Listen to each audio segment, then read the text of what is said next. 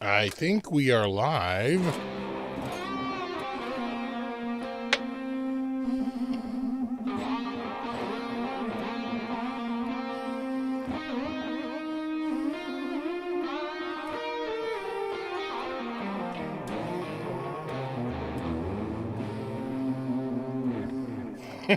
Happy new hair, yeah.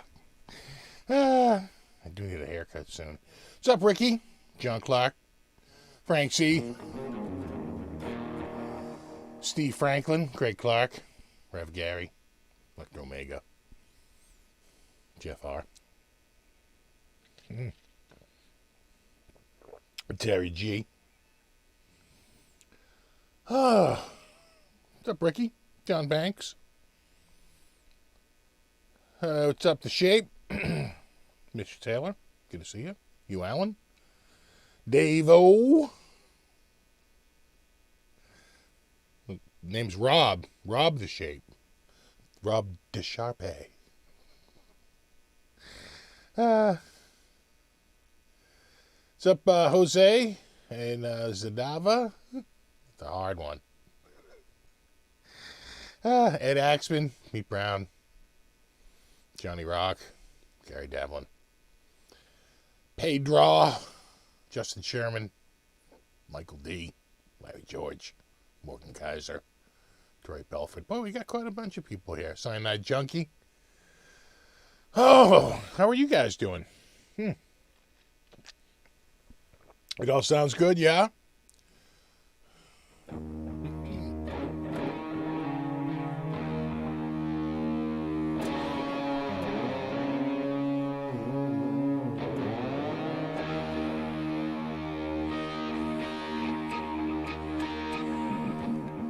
Yeah, I got the coffee going, Davo.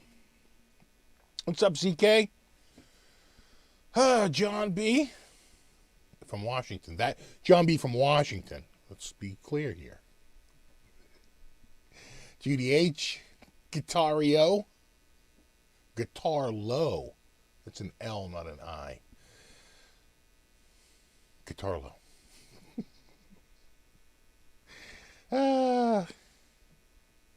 Yeah, this is a new patch. This is not just a new patch. This is new software.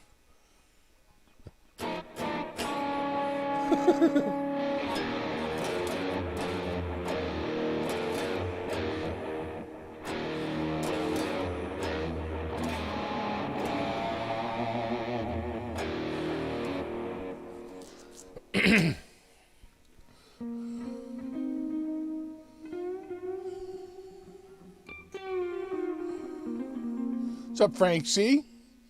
Jay Leffers from North Carolina. Carolina, that's what we say up here in Boston. You add an R. You take away R's and you add them when they don't belong. I think I saw Nick go by. Oh, what's up, Michael? This is, Electro Omega saying, what's softer? This is the new, well, let's take guesses. There's a couple of new things coming out right now. What is this? I'm going to tell you. We'll go through a couple of patches. I mean, we're here. That one, I'm being completely serious right now, is a Rhett Scholl patch called Rhett's All Around. I'm in the YouTube section of the patches. This is, that's Pete Thorne's. A little too much bass for me. A little flubby.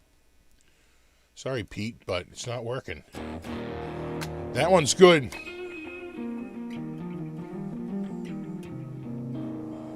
That's the Rhett Scholl one.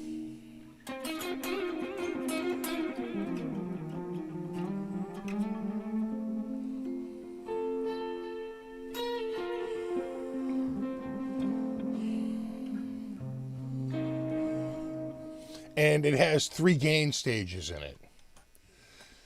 So here is like a, what's it actually called? This is a boost. So there it is. Boost is on.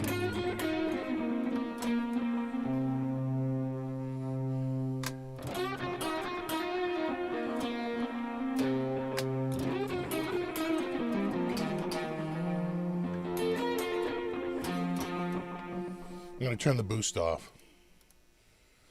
And quite frankly, this is in the wrong order. So that's the third item. He's got 3 overdrives, distortions in a row. And they're all off when you start the patch, but you can turn each one on. This one is called Tema.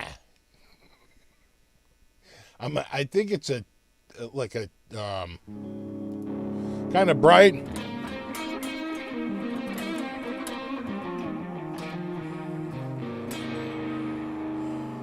So is it a clone, like a Tumnus?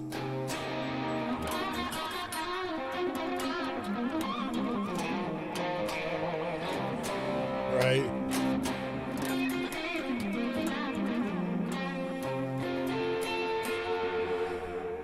Right. So that's just that on. Back off.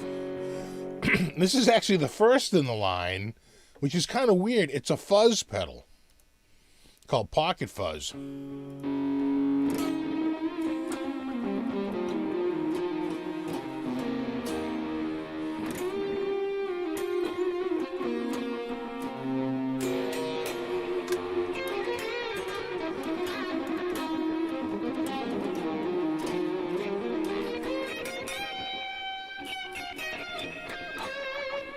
Right, so that's a fuzz pedal.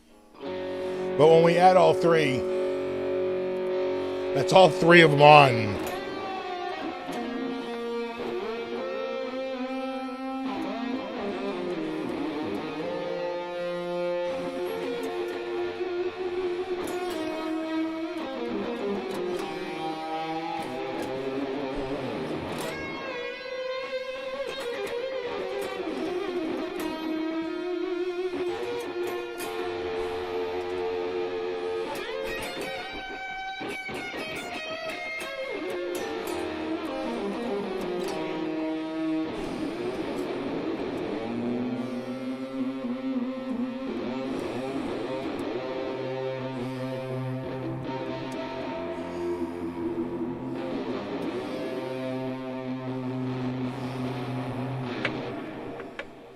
You know how noisy it is, though? It's a little crazy with the noise, but, you know, it sounds pretty cool. Anyway, let me, I gotta go, here's my YouTube, okay.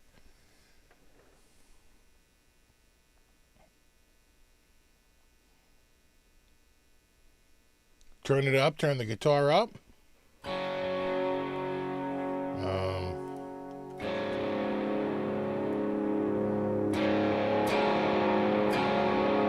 That better?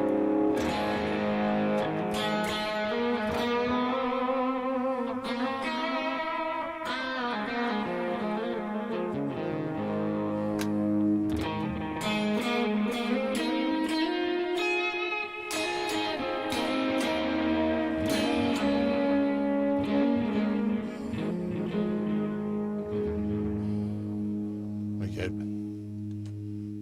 that better?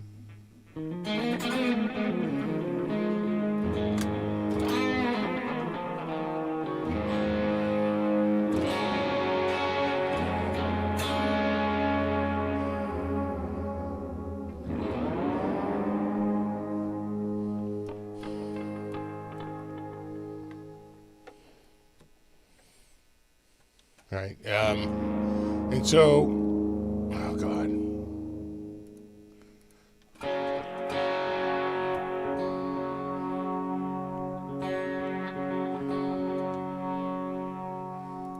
I kind of like it with this one.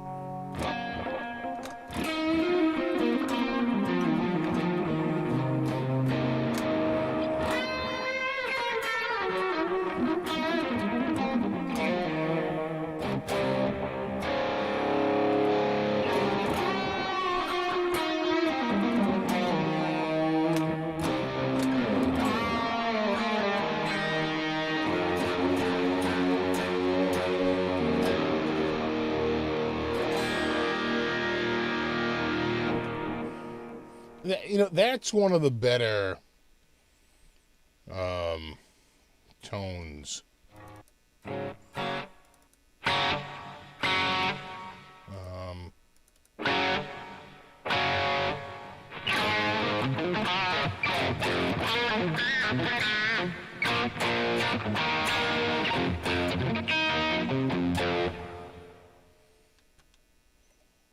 else? There's a few, you know, of all the ones.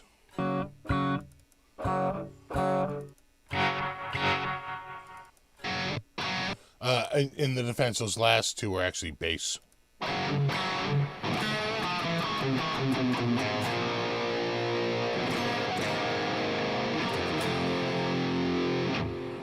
then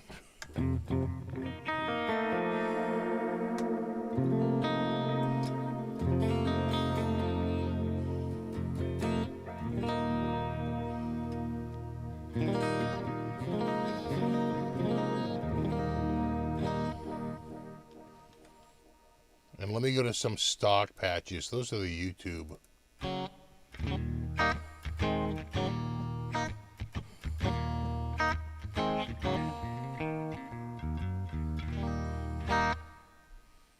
And then like a pushed plexi. And then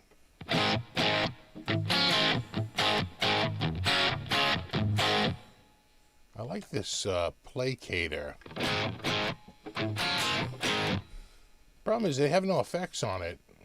Or if they do, they have them very low.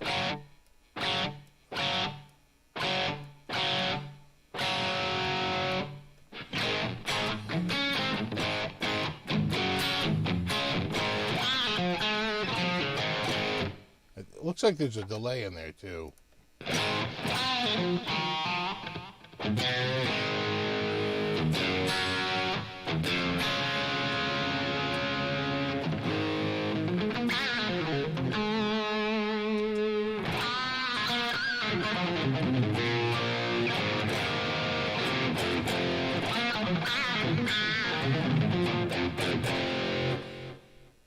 Not, you know, not bad. Where's the like the clean ones are always. So now that output's being overdriven.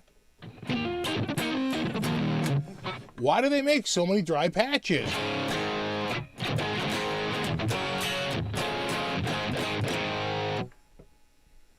I don't know. Again, I think the best one. I just got this software like a couple of days ago. Yeah.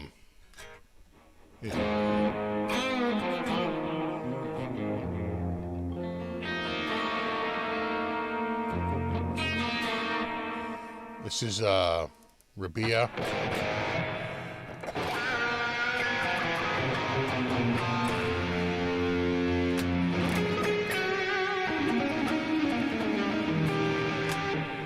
That reverb is almost like a little too much.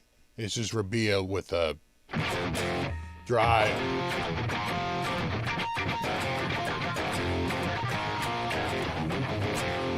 That's actually a really good sound.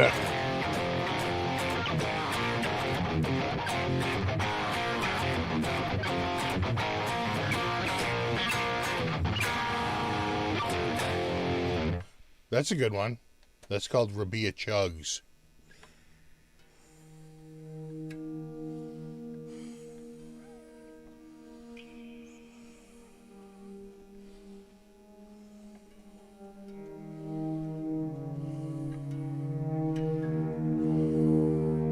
His ambient one.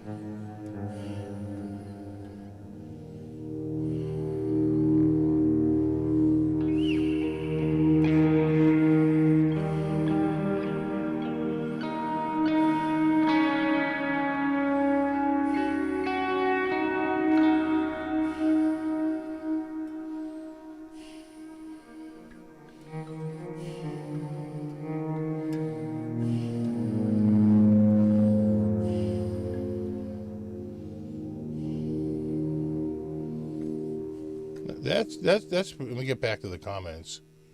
That's pretty good. Frank C has it.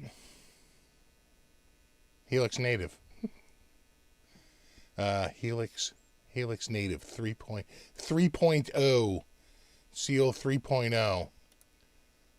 And let me I'll do one more and then we'll get back to my normal one that I normally use.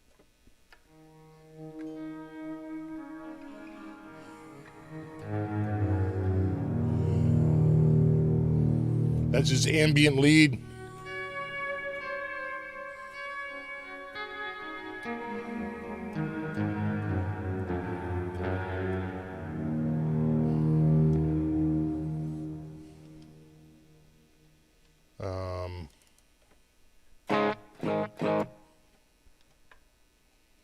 And then they just start to get really weird.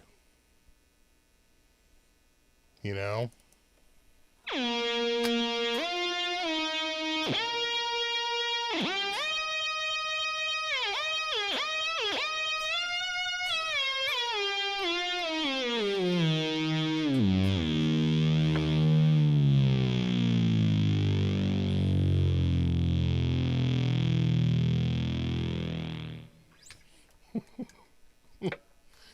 Yeah, baby.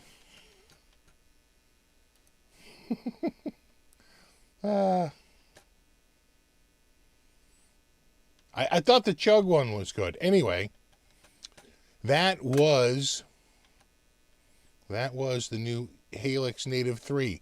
I don't hate it as much as I used to.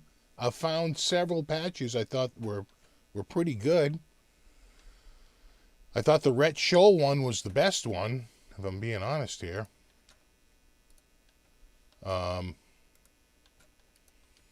Maybe because I like that ambient sort of stereo sound. But just for comparison's sake, let's see if I can.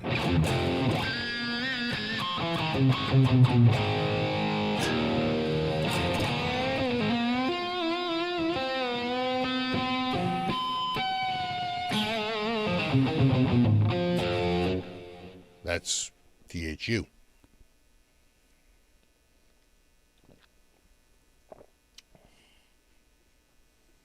All right, let me minimize this. Doop. And bring this over here. And then I'm there.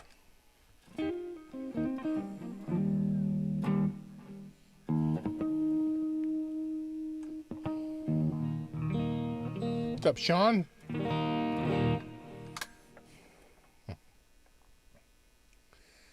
Yeah, tracking's it's not too bad considering there's no hexaphonic pickup, right? It's pure audio tracking.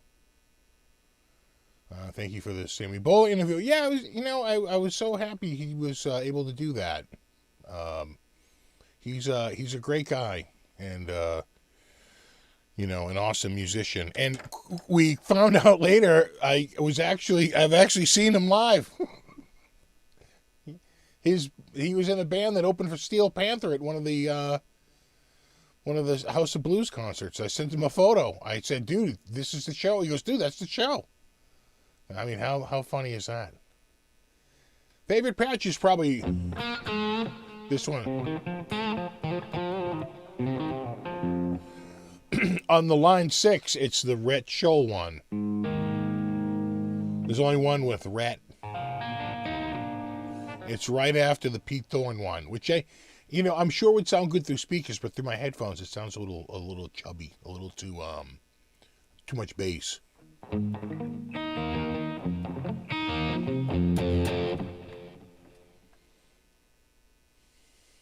I never find any of the presets in the Helix usable.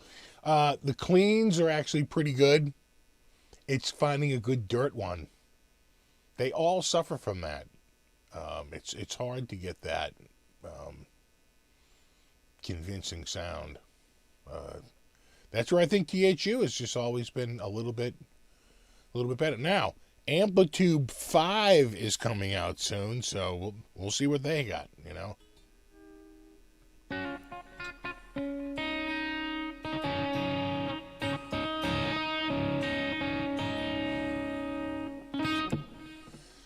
Thoughts on the Wolfgang first single? I liked it. We were talking about it when Sammy was with me.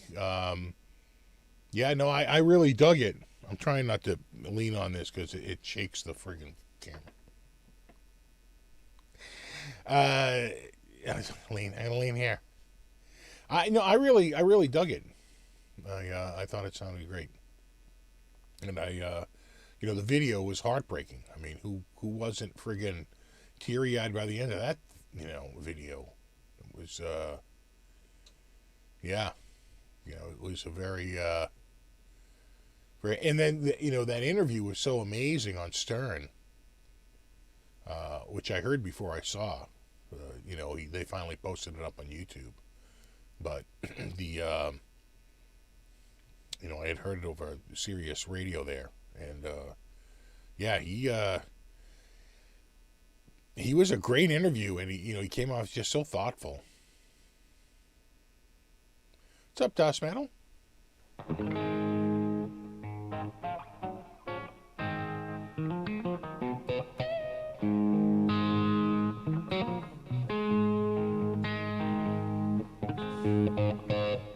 When it's Line 6 sending over an 8-chick stomp. I mean, come on, Line 6. I do like, and there's new firmware updates too, right? This is a big update across the board. I do think Helix Native sounds a lot better. But a lot of these things, and I swear to God, they're tuned more for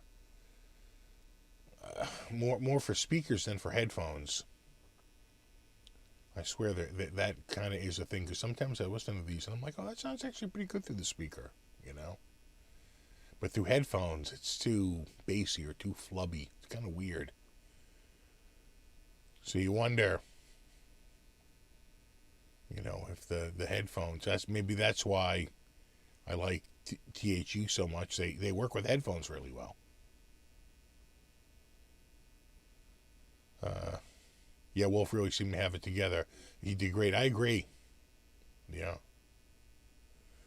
Steve, hopefully THU will be on sale for the holidays. You know what it is every year? I would be shocked if that thing wasn't on sale this Friday.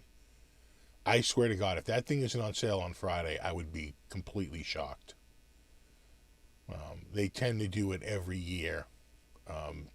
They've never missed a year. So, and then they tend to do it again right before Christmas.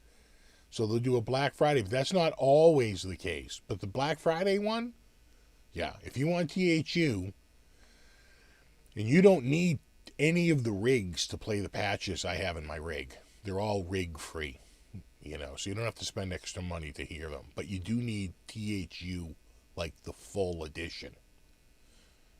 Even TH3 would play a lot of the patches, but THU would play all of them. And you wouldn't need to have any extra rigs.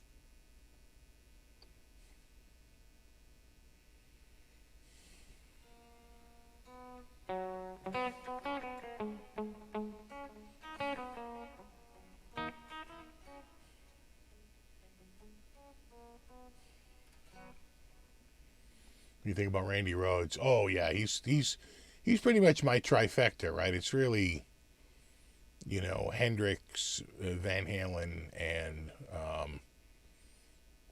and Randy. And I think for riffs, for chord riffs, you got to give a nod to Tony Iommi. The guy's the friggin' riff master. He may not have had the lead skills of those guys, but his friggin' rhythms, he would come up with the best friggin' metal riffs. Really, really got to give the guy credit. And in that same sort of club, I would put Mick Mars. Again, I don't know if Mick Mars. Quite frankly, I think what's his name? Nikki Sixx, right? Wrote a lot of the tunes just himself. I don't know if they're, but again, a guy who's a real good riff master.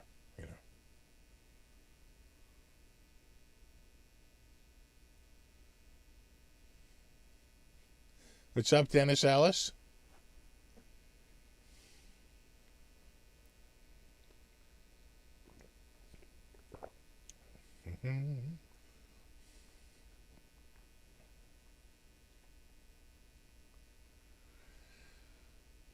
There's a video he did a guitar rig versus THU. He said guitar rig won only because it has a tape deck. Well, that was probably an old video.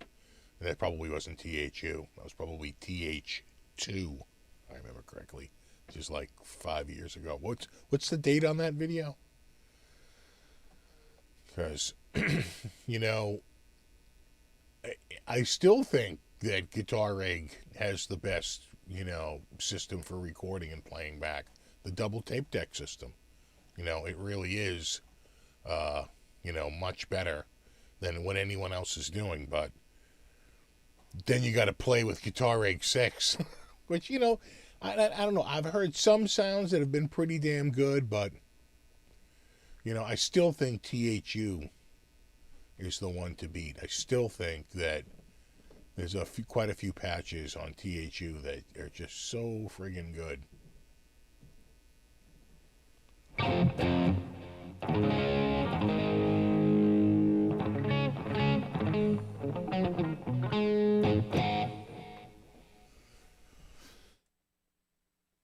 What's up, Landon?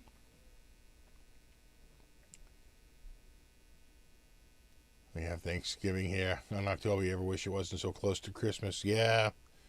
You know, we do the Halloween, Thanksgiving, Christmas thing. Actually, you know, I should, we normally,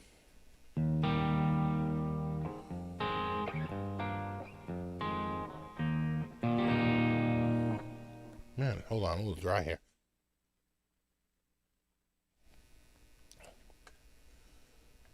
We would often talk about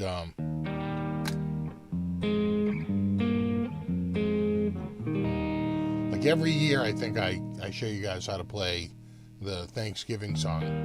It's an E major, just an E chord, and then it's a drop chord, right? So it's these three notes, and then that in the bass, you don't, the A string doesn't ring out. That's why you gotta use this extra finger to jump over the A string and get the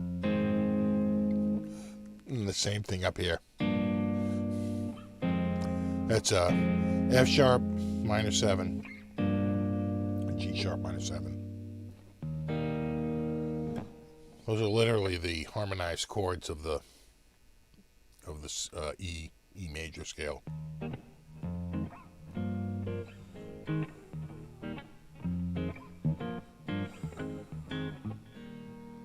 Right? So it's like, you know, I took it for you, I took it for me, right?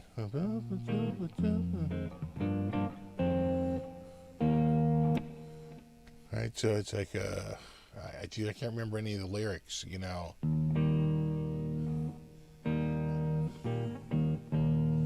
What was it? I took it for you, I took it for me. I can't believe the man treated a Daryl Strawberry. Sorry to get that in there. Right? Gobble, gobble, coo, and a gobble, gobble, giggle. I wish turkey only cost a nickel. And then the only other part in the whole song is he goes to a 5 chord, which is just an A major 7.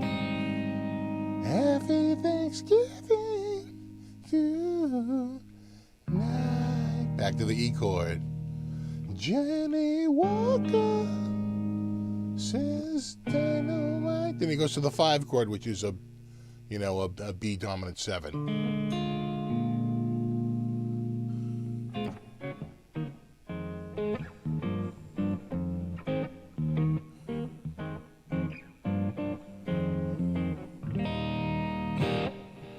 Yeah, it's a very simple song, but it's, you know, it's actually a great song to show a student how to play a harmonized major scale. Happy Thanksgiving. Yeah, I took it for me, I took it for you, We get together, eat it in a big brown shoe. Right? I mean, so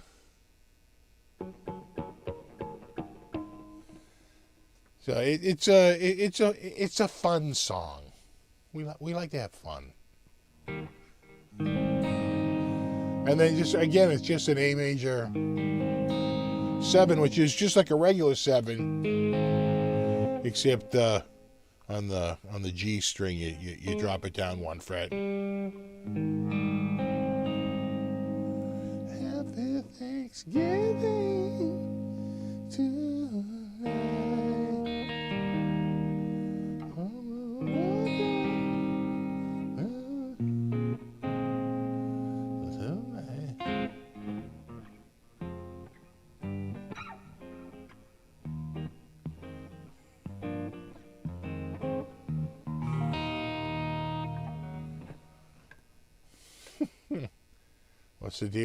What's the deal with those fan fret guitars? I don't know. I don't own one. It's for a scale. Believe it or not, it's for intonation, because the scale changes so much from the top to the bottom with that low register, that they use the fan fret so that the intonation is correct.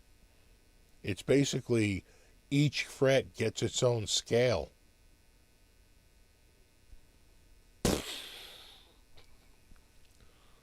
Each string, not each fret, each string.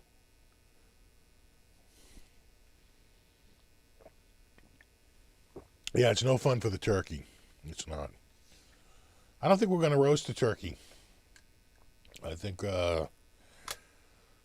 we usually do it and throw like a lot of it out. I mean, we never finish it, you know. So I think what we have found is that Costco makes an oven turkey breast that you can either slice it up and use it like a deli meat, or you can warm it up in an inch of water inside a pan and serve it warm with gravy. And man, it is amazing.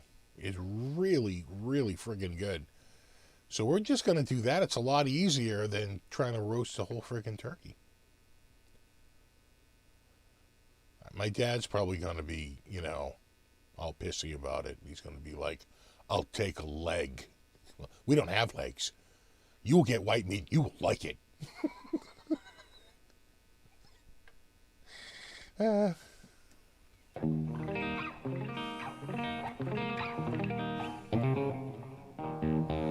What's up, Michael? What's the deal with airline peanuts?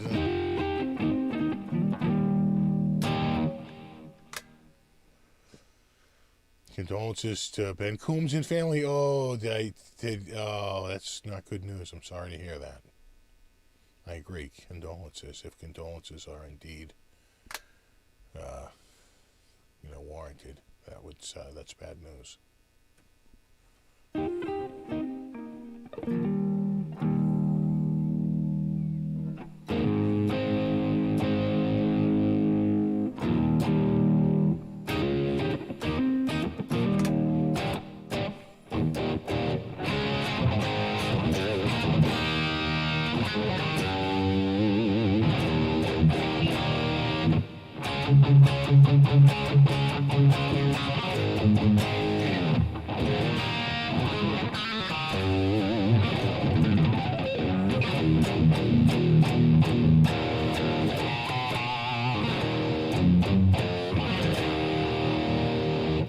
That sounded good.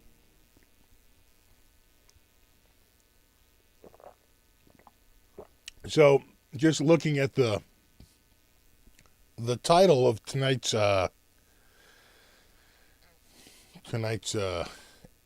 episode. What the hell is this? Show? An episode? He's having an episode.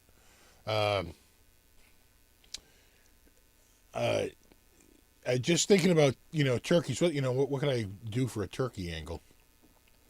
And then I was like, maybe we could just talk about, some turkey purchases, which if you have any experience buying guitars, you've bought a guitar that on paper, just you thought was amazing, But you fell out of love with it, like, really hard and pretty quickly. And you were like, wait a second. I'm coming to the realization. It's like you're like Butthead, right? Wait a second.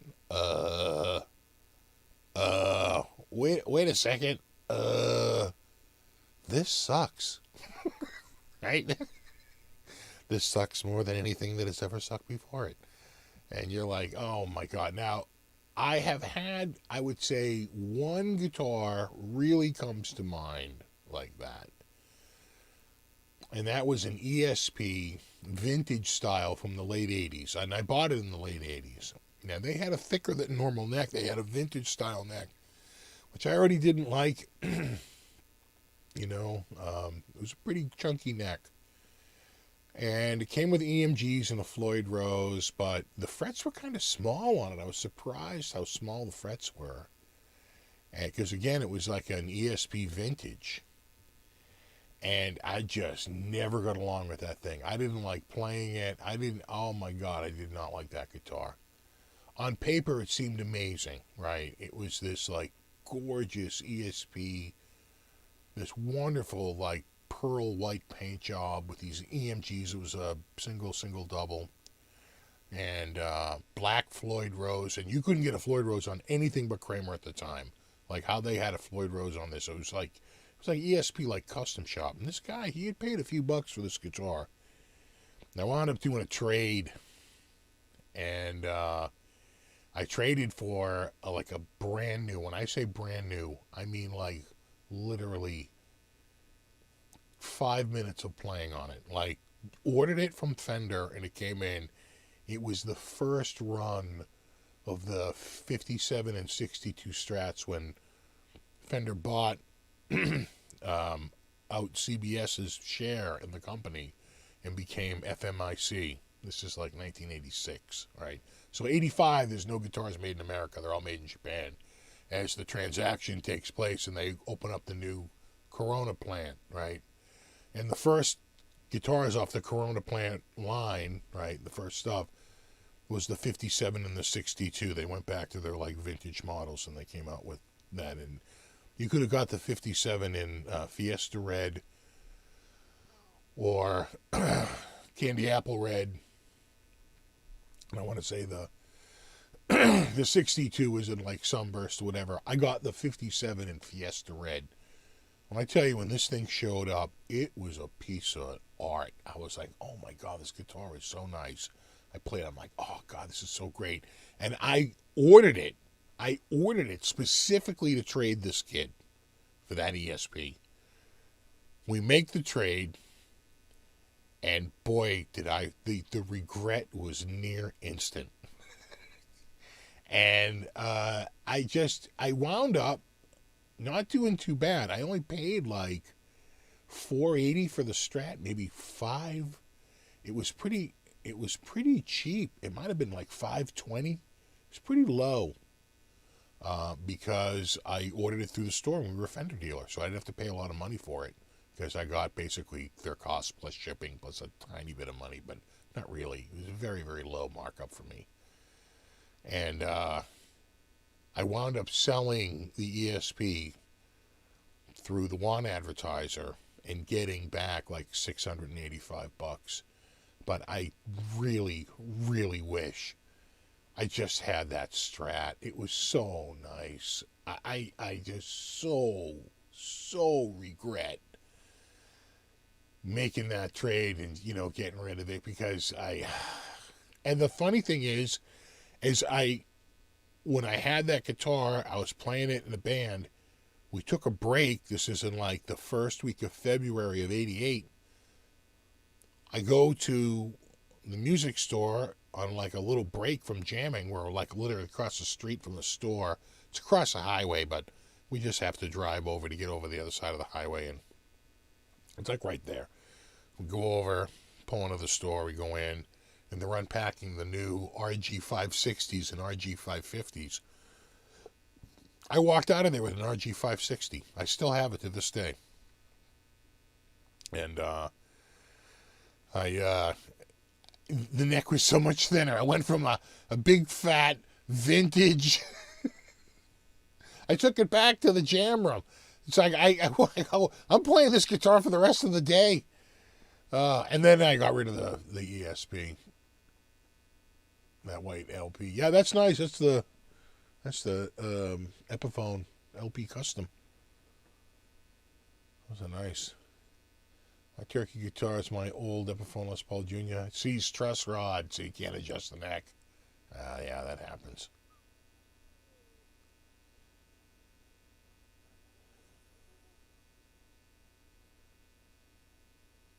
Premium Steve Vai.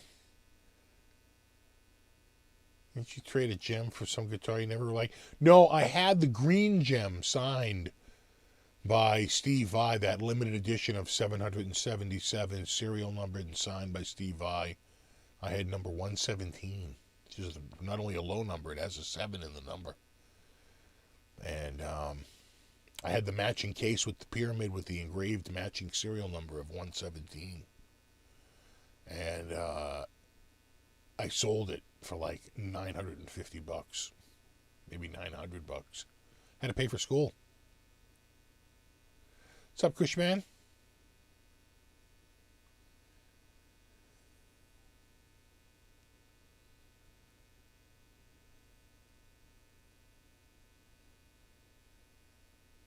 And it says, got a 70s Telecaster, was always having glitches. Fret buzz, little stuff, found out that the telly had gone. All over North Carolina, kept getting handed off. Yeah, right?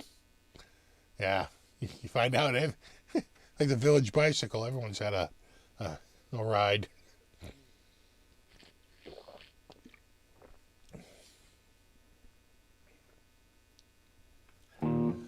Welcome back, Guitar Man.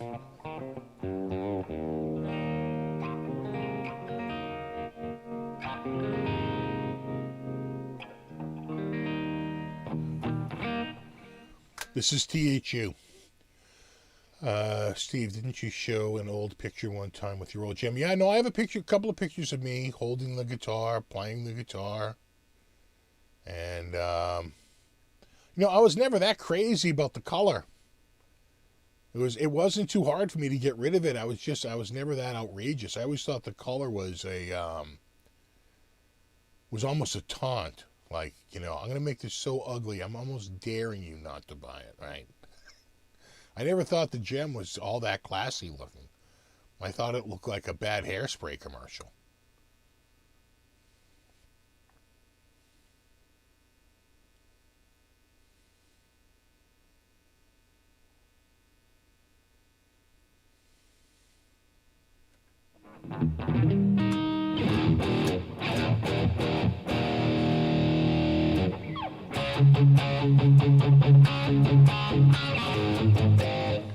Landon, that's a great idea. The answer is THU. Okay, it's always THU. That's the answer. What's up, Queen Team 74 from Scotland?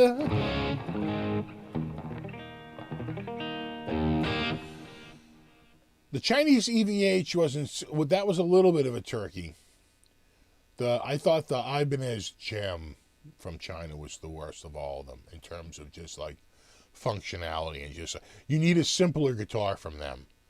Like their SG and Les Paul copies, they seem to be able to somewhat pull off because it wasn't a particularly complicated guitar. But once you get to like tremolo routes and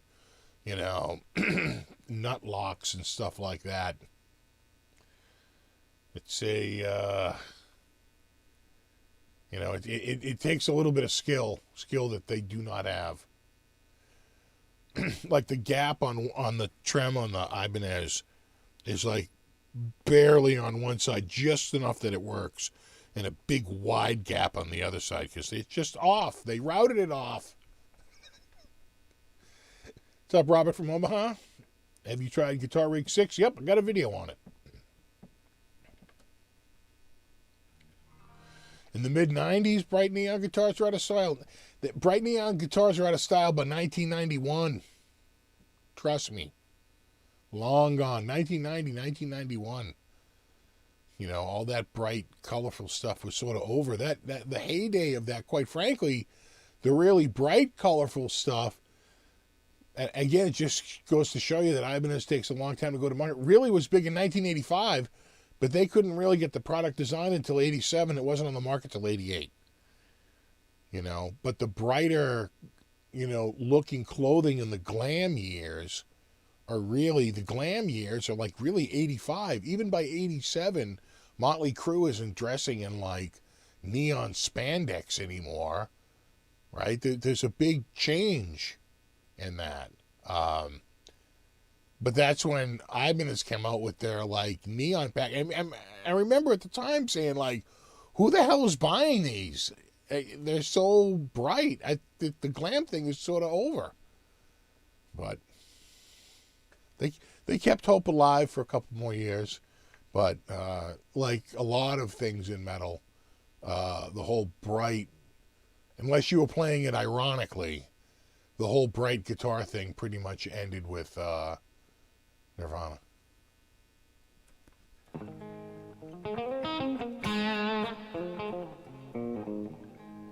What's up, Big Fly Music? What's up, Paul Fuchs?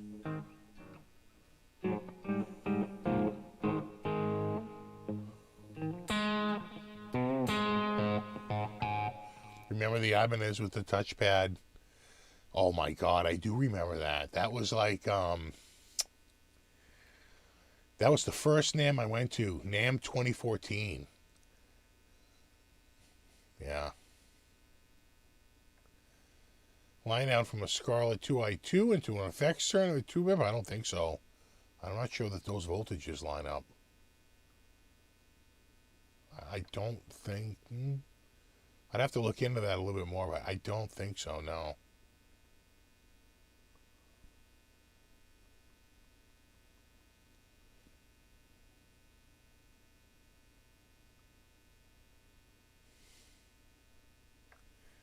Steve, I brought back the bright colors with Passion and Warfare a little bit. No, I think so. You know, a little bit. Like I said, just the fact that those products were out sort of pushed it a little bit. So certainly for 88 and 89 and 90, you know, sure. But I think they were pretty much all over with by like 91, 92. Ibanez saw the writing on the wall.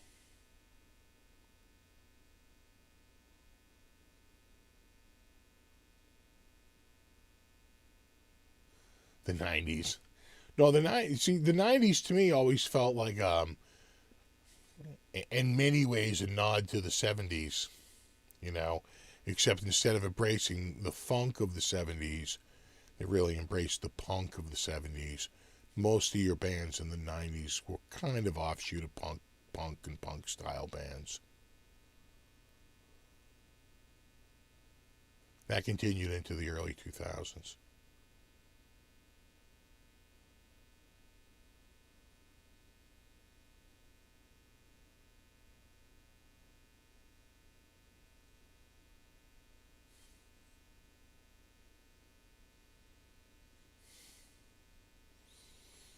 Did you find that guitars have their own soul? Not really. That's why I never name a guitar. Oh, thanks, Steve Franklin. Have you ever heard of Javier guitars? On guitarfromfetish.com? No. Oh, guitarfetish.com? I know that company. I know Guitar Fetish, right? They're sort of a low cost, really pickups. They're really big on the pickup market. But I've never played any of their guitar imports.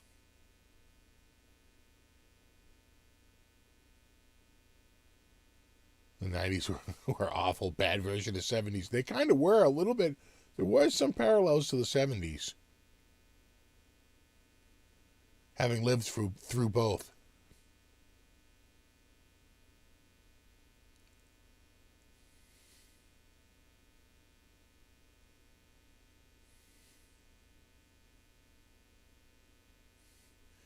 Guitar teacher had the flower gem. We had that. We had a couple of them. But we definitely had the floral pattern gem. We had the early ones too, when you could see the texture of the cloth, like under the you know, under the finish. It was amazing. I should have grabbed one of those. Of all the gems, that was the one I liked the most. That and the root beer. I kind of like the root beer one.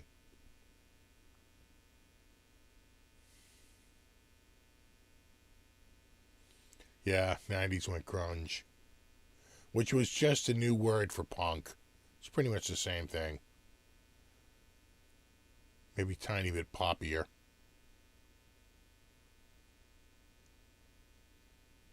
What I know about the 90s is that it was pretty much the end of the guitar solo. Guitar solos were pretty much over by like the early 90s. Nobody played a tune with a friggin' guitar solo in it anymore. That's the producers taking over. That's the record producers going, no way. You're not soloing in here, buddy. Take it outside.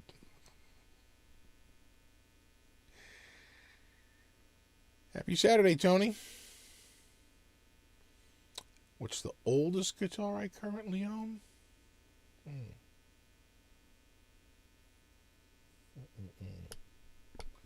Probably like one of my old original guitars.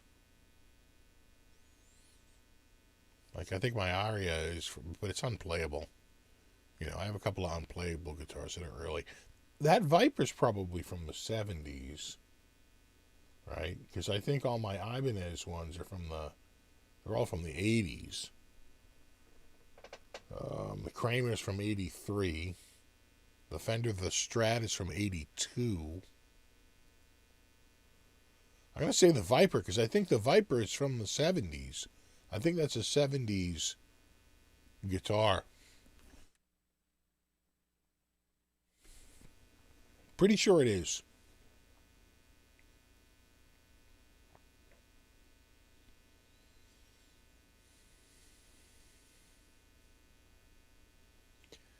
Yeah, it was all about chords and like big.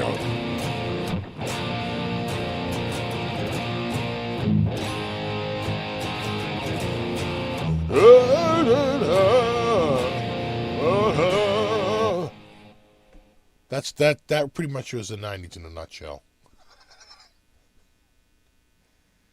They're like, yeah, can you sound a little bit more like Eddie Vedder? Okay, yeah, so the 77 LP, that's right, the Ibanez, that's 77. But see, I got that Aria in 74. And that guitar is probably from like 68 or 69. I don't even know that was even made in the 70s. That could be late 60s or like 70-ish, like early 70s. And the same with that Cameo. That Cameo is like a late 60s. That's probably 67, 68, somewhere around there. Again, you know. Yeah, I guess of the playable guitars, yeah, it might be the Ibanez, because that's a 70. I have to check it again. I forget if that one's the 77 or a 76.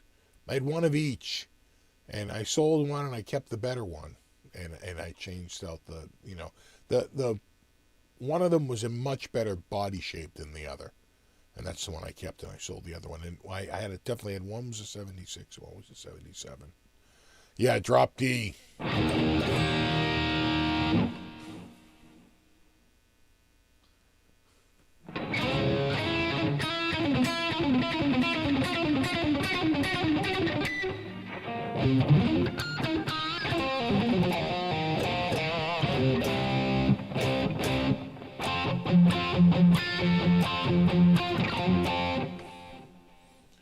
Hank Marvin referred to his guitar as Flamingo Pink. It's a little weird. Actually, there was a Flamingo Pink Strat. It's a rare color. It's a Japanese-made hybrid Strat, hybrid 60s. Again, that's a pretty rare guitar in the U.S., the hybrid. And sold really quickly. I kept staring at it. I'm like, that looks almost like a salmon. Like a weird, like, off. I said, oh my God, I think that's Flamingo Pink instead of Shell Pink, right? That's the more famous Fender Pink. And it sold.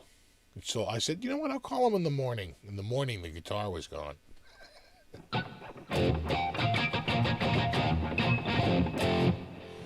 See you, Clive.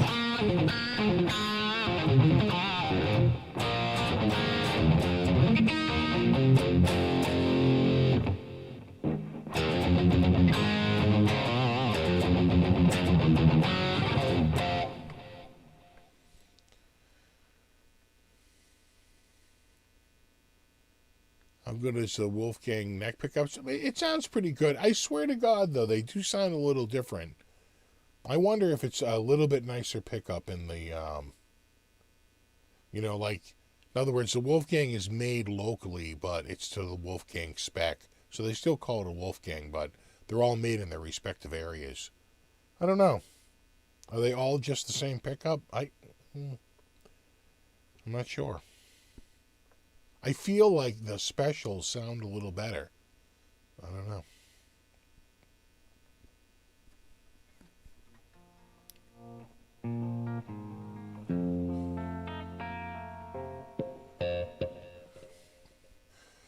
Well, contemporary Strats, yeah, I do remember them. That was 1985. The contemporary Strat was all made in Japan. They had black painted necks. And they had kind of weird trem systems on there, all MIJ. They were a pretty decent guitar, so you can get those kind of cheap now. It depends. But the thing about those guitars is that they were only available for really 1 year, and they were a gap year where Fender wasn't making any guitars. I was working at the Fender dealer at the time. They were like, yeah, Fender's not making guitars right now. They're going through their transaction and they're opening their new factory. We're not going to see stuff from their new factory until 1986. And that was exactly what happened.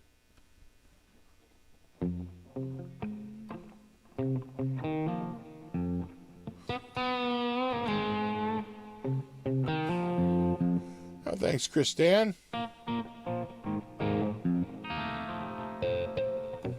Ever play a 98 Wolfgang special with one volume? No. No, I have the only Wolfgang I have is the standard, which is the entry level model. You know, they're like $550 new. I paid $3 1/4 for it.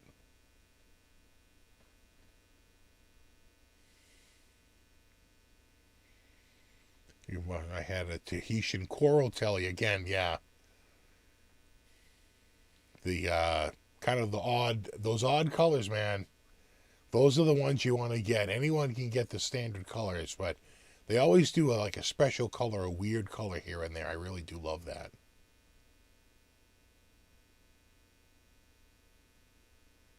A long time since I dropped tune. Yeah, I never really dropped tune.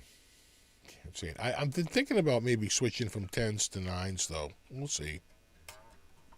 Might be a little bit easier to play.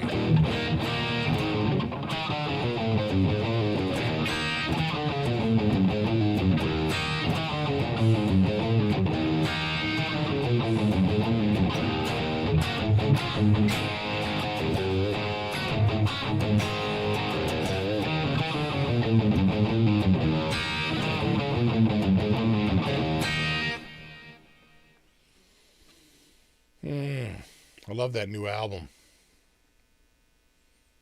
Is the EVH neck comparable to Ibanez thin necks? No, they're very different. Very flat on the back of the Ibanez, much rounder, and much. No, they're different necks.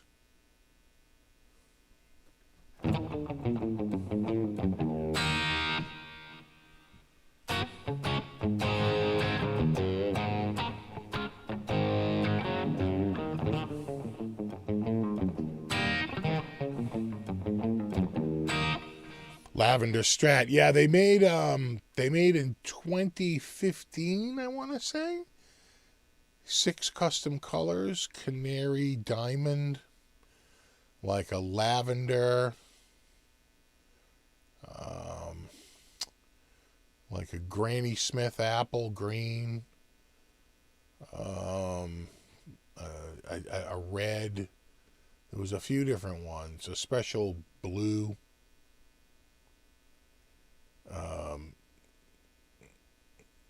Yeah, yeah. I could have got a couple of those real cheap too when they were really flooded on the market, right? But now they're much harder to get, and the prices have gone up.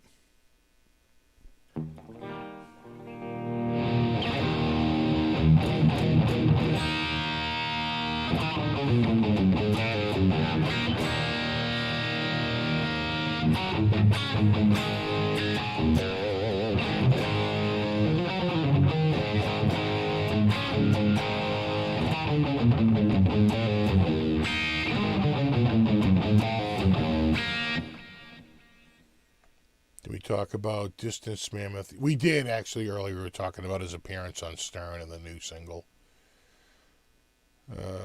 Great stuff. Station Rest is rocking the Granny Smith. Yeah, that's a good one. Right, that's the 50s. The Granny Smith was single ply pickguard 50s style, right? Yeah, the lavender one was nice. That was a 60s one, I think. Same with the Canary Diamond, which was bright yellow. There was one more. There was a red in there somewhere. I can't think of the red one. And there was a blue, too, like a crazy, like, Mediterranean blue, or I can't think of it. I really did like the lavender, though. I mean, I know it sounds weird, but the lavender, quite frankly, had I don't know, it worked. Especially with, I want to say that the lavender was on the rosewood fingerboard with the mint green pickguard, and it just looked like an off-white, but the more you looked at it, you're like, oh, wow, that's more like a purple. It's like a purple and that's really like a lavender. You know what I'm saying? It's a really good color.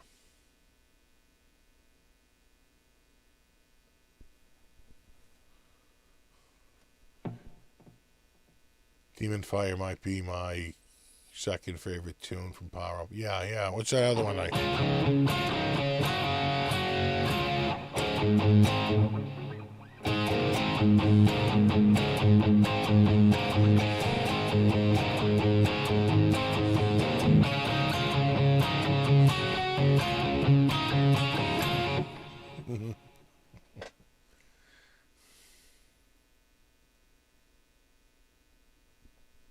Rather like that Midnight Blue. I like that too, that like Blue Burst.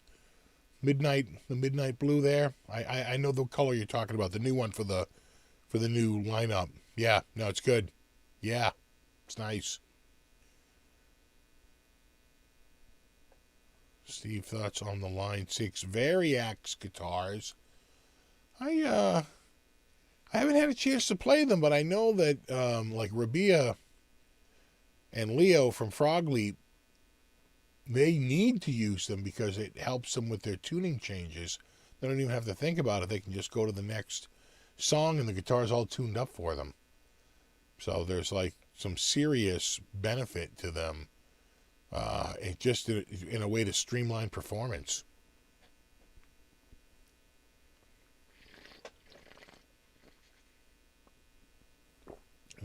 It's good.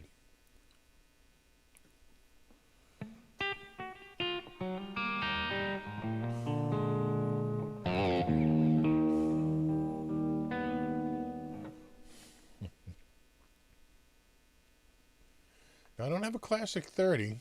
Is the Strymon Timeline still king? Probably. Yeah. I've never owned one.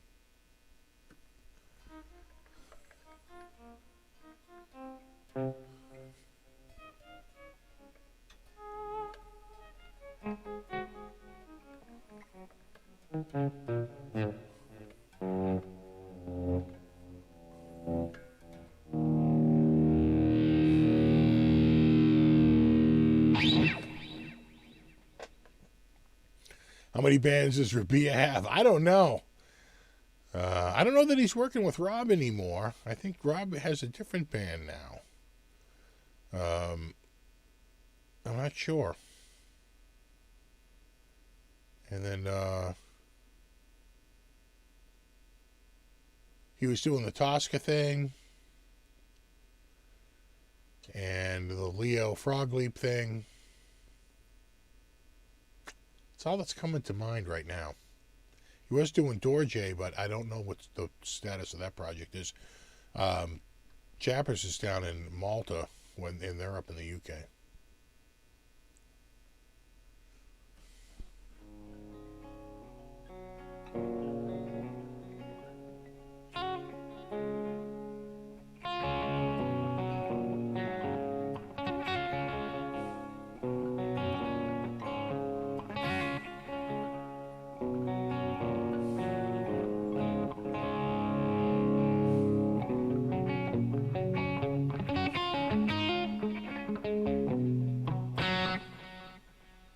Dorje's on hold. Yeah, that sounds like... Yeah, Tosca Clockwork. That's the other one I couldn't think of. Did you see the Fender Hendrix Mim Stratton Purple? Well, kind of a straight up bright purple. I kind of dig it. I haven't seen it. But yeah, it is awesome. Didn't I have an Ibanez LP lawsuit? Still got it. Yeah, I do.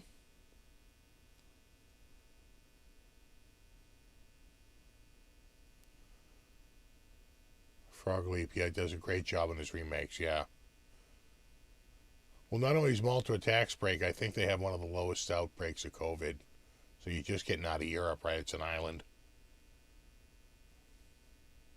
Any of your guitars have repaired necks or headstocks? I don't think so. No.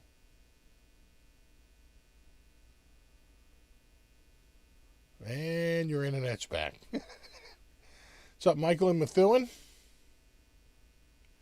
I haven't learned any semi-bowler yet. Like,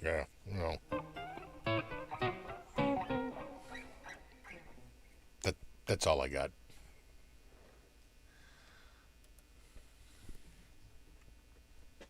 It's a nice looking top you got there, kid.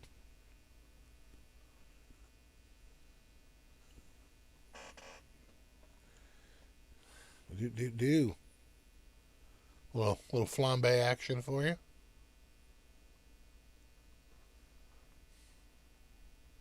Actually, I think that's a little bit more in focus there.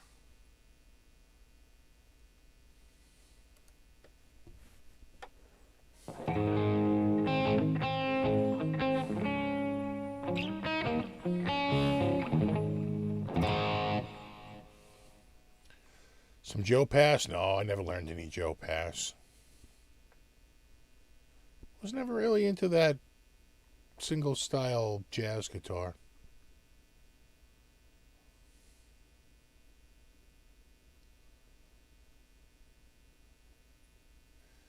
Costco Sumatra tomorrow per your advice. I tell you, that's what we're rocking now.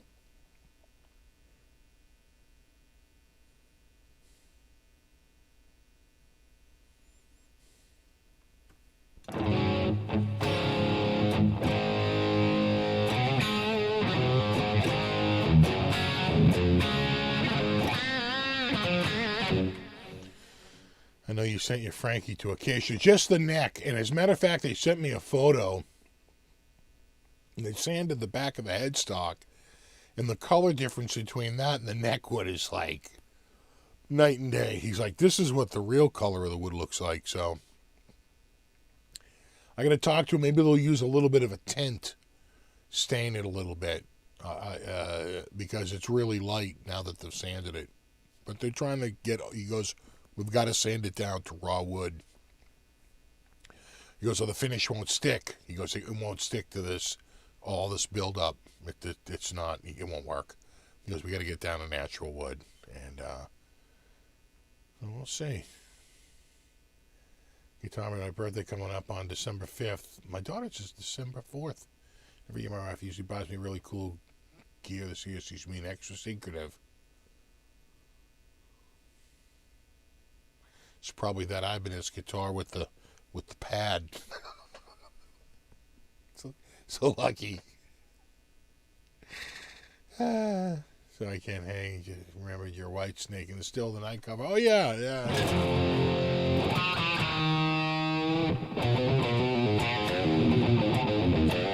Oh man.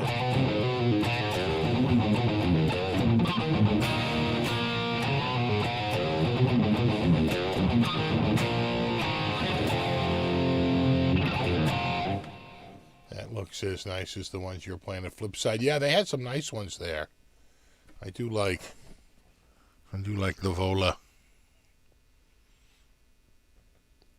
And I'm trying to get an Acacia here. But we'll see. I have a way of just going, no, this is Blaze. This isn't the Aries.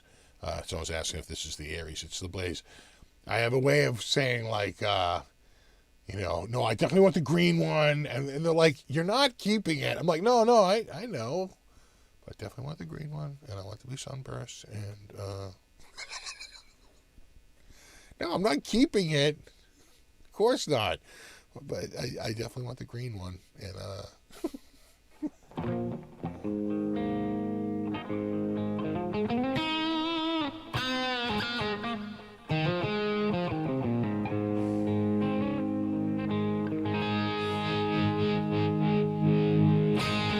hey, what's up, Bobby?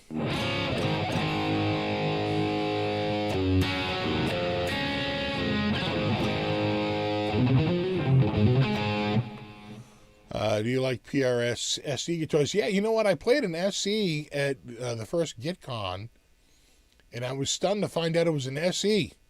I thought I picked up like one of the cores or a CE or something like that. And I started looking at them going, wow, this guitar is so nice. This is that PRS quality, And I was like, oh my God, I'm playing an SE. What's up, Mickey?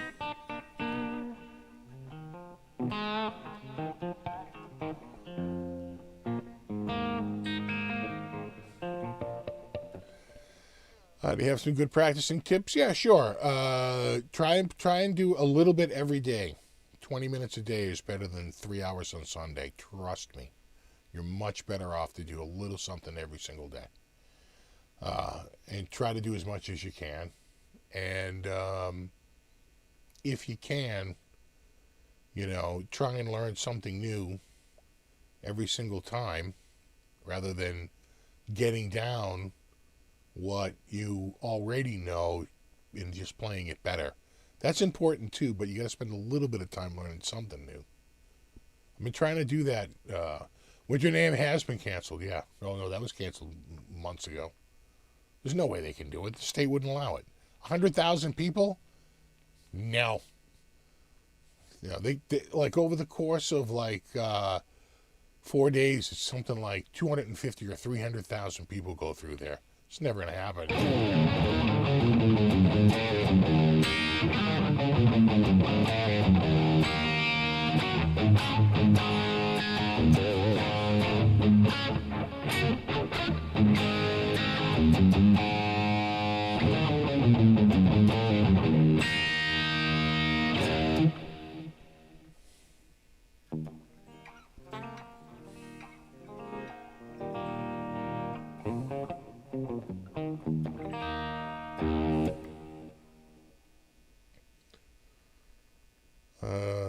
Steve wants, what do you use for picks? Let's see if I can go to it.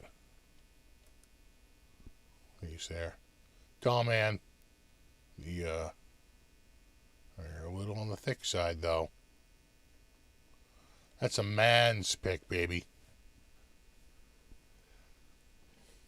Yeah, it was so funny. He's talking about the virtual NAMM show. So if you were a like a vendor, you would get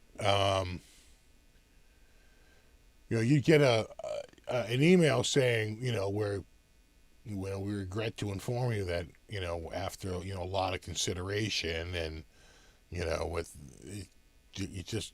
there's no way we're going to be able to do it, and we're afraid that the NAMM show is canceled this year. But I'm on the NAMM list for people who aren't buying booths, right? I'm just I just get notified because I get the badges, and so I'm on their mailing list. And they're like, We want to talk to you about how we've reimagined the NAMM show for an online experience. They never mentioned the word canceled in the whole friggin' email. It's like marketing like to the nth degree.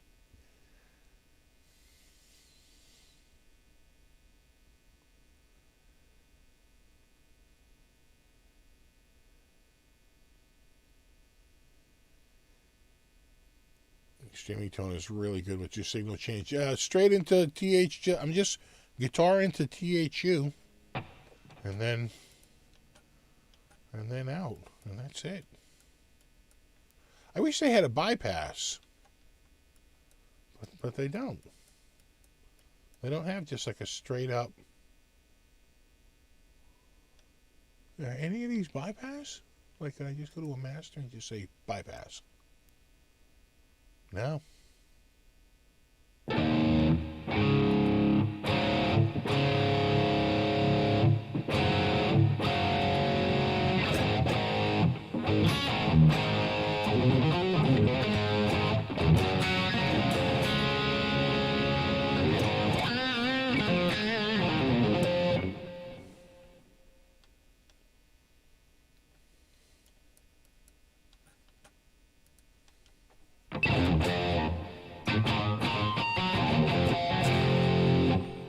Yeah, it's a thick pick. It's a man's pick, baby.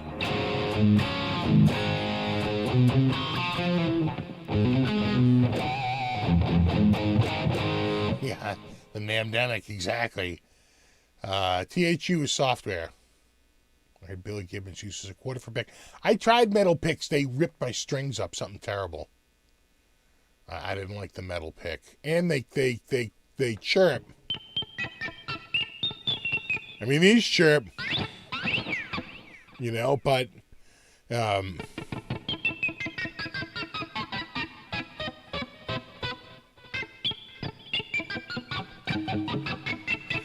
metal was even worse. It literally goes by density, by the density of the pick. Dunlop 2.0 tortoiseshell. I never use. I used the tortoiseshells when I was younger. I used to use their gaiters. The problem is they wore out too quick. I would wear those gaiters out like very quickly. The Dunlop gaiters. And then this company reached out to me, and I was like, "Yeah, baby. Let's do this." And he made me up like a whole bunch of picks. What's interesting is he's like, I can do like 1.5 or 2 or 2.5 or 3. And I was like, oh, let me try like a 1.5, maybe a 2, and I would like the 3 the best. This is the 3.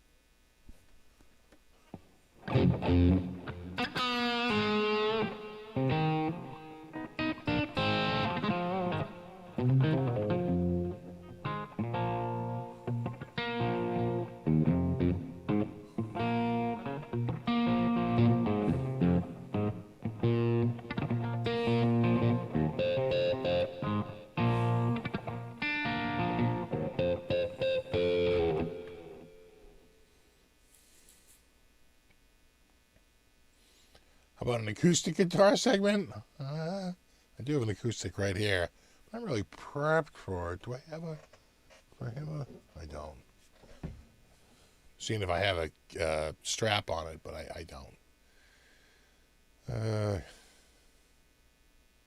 No, the gaiters don't chirp. No, these are Dawman picks. And the great thing is, Bobby can attest for this, so can Grell Bar.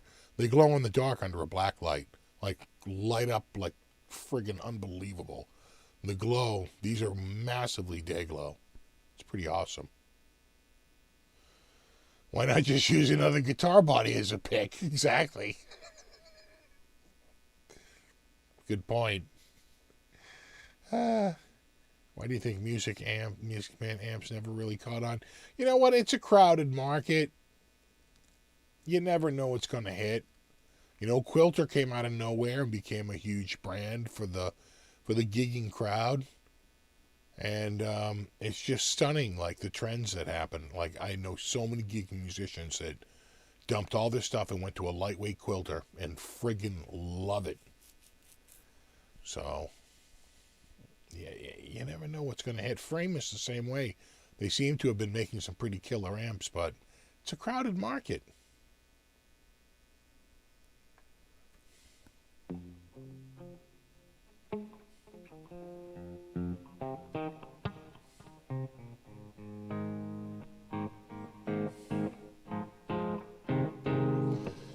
Steve, opinion on the Kramer Beretta Specials. I like the Kramer Beretta Specials. The only thing I'm not crazy about the Beretta is I really do miss the second pickup.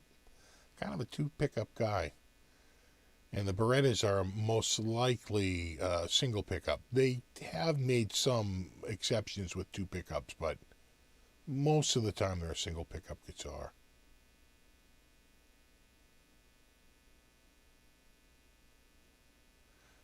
Yeah, window shutter thickness, exactly.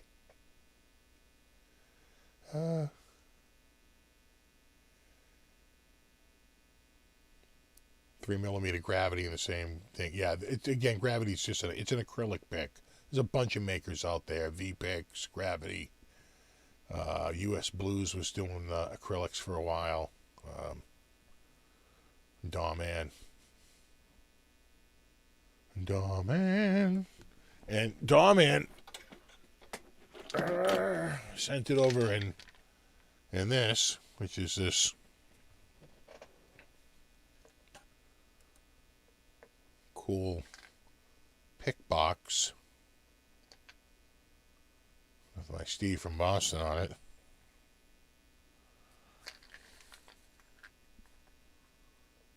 Frankenstein box for guitars. Oof.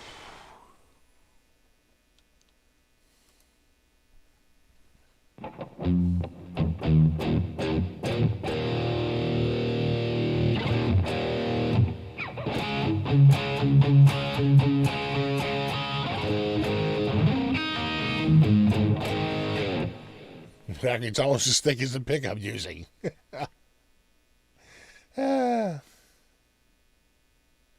Far out, man.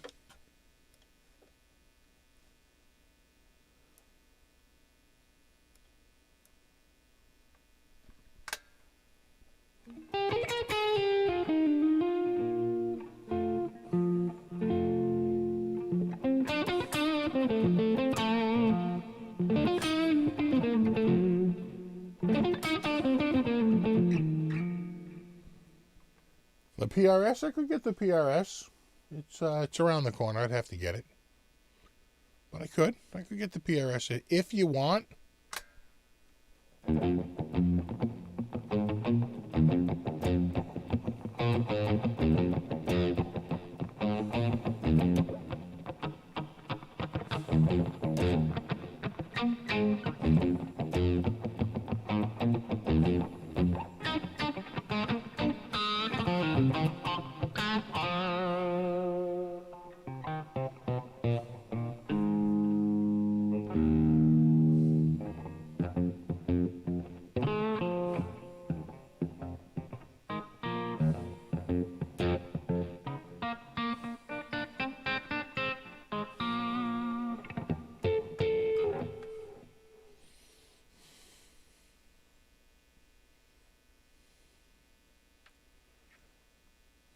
No, Bobby, I haven't bought the new Floyd for the Frankenstein.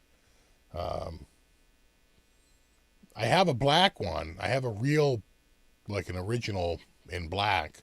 So, Wolfie's guitar may have, green lit the use of a black.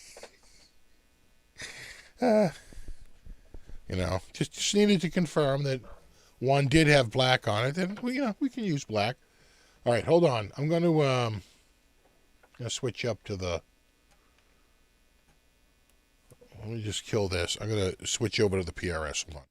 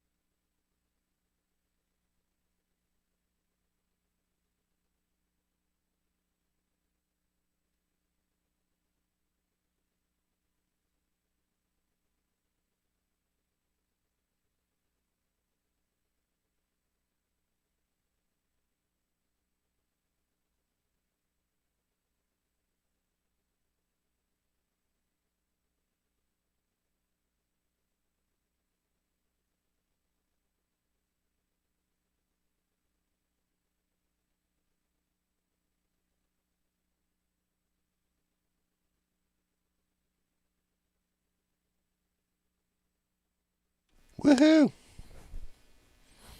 And how in tune it is.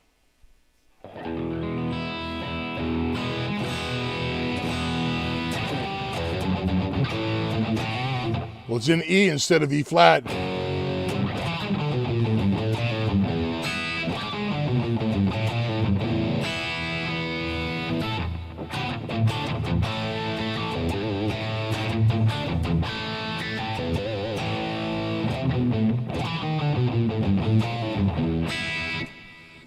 How's the weight? It's actually pretty light. It's a lot lighter than you'd think. Hold on, let's go to flame cam.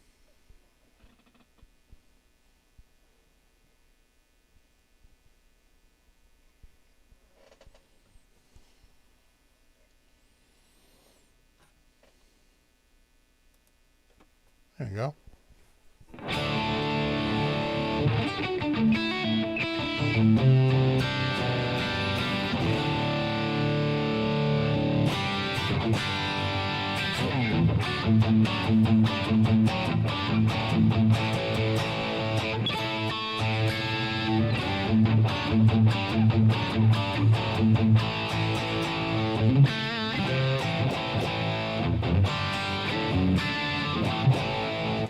Did I smell my strap button? No, but I can smell this guitar has a, it smells like, it kind of smells like my Gibson does, which is like vanilla. And I don't know if they put something in the, Gibson puts vanilla in the lacquer, right? So that it's more palatable to spray all day. But this, I don't know. Maybe they do the same thing.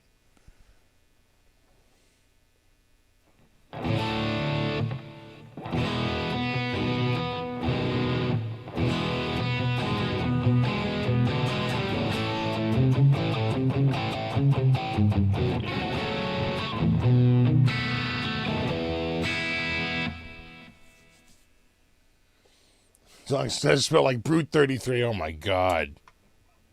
It smells like high karate.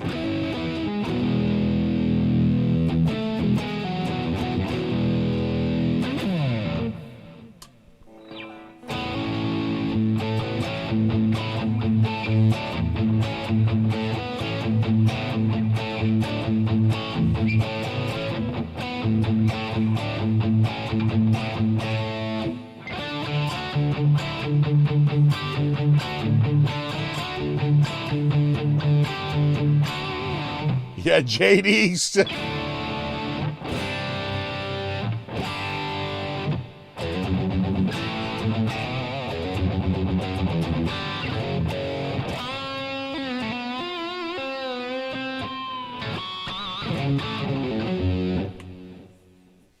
guitar is nice.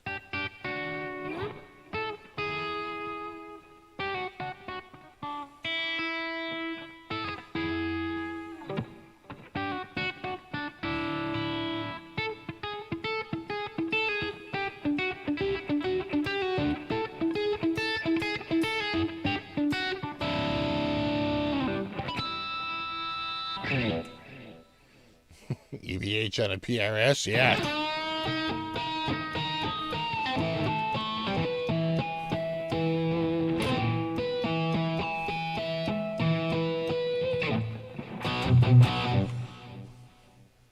I have to do that. I have at some point I have to get an offset and do nothing but shred riffs on it. And be like, oh yeah.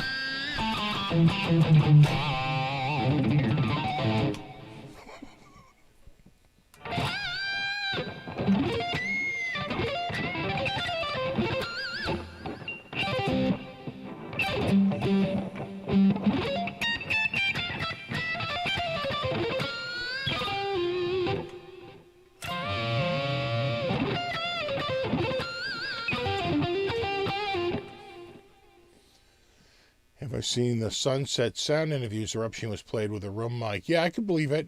You know, a lot of stuff was done live back then. You know, the rhythm section was played and then there were just overdubs, but you tried to get through the whole tune. It was faster.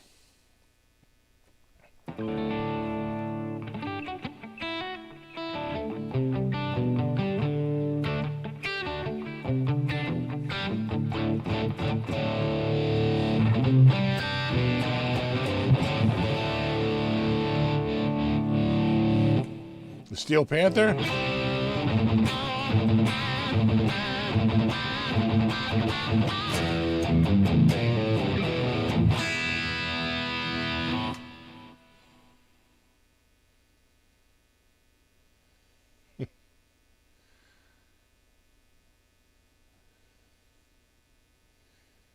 Some say ebony-sized fretboard. What is that? I've never heard of ebony-sized fretboard. Ebony is the wood that they use.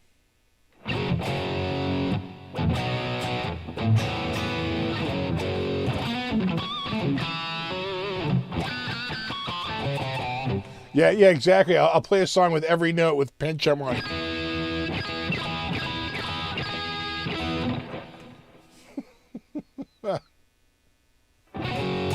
Bunch of Kiss songs.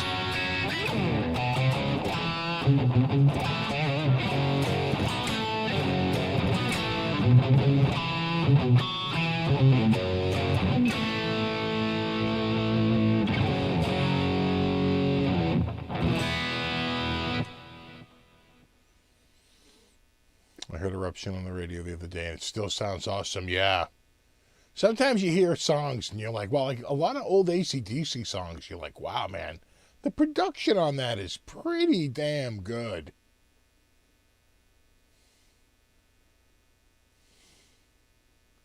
Really, what makes an offset an offset?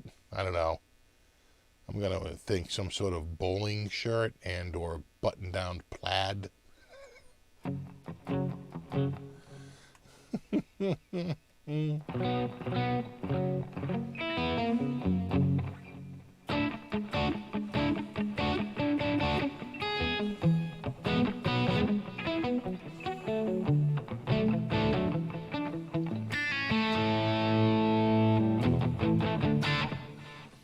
Oh, you mean ebonized wood? It's a fake wood, right? I think ebonized wood is,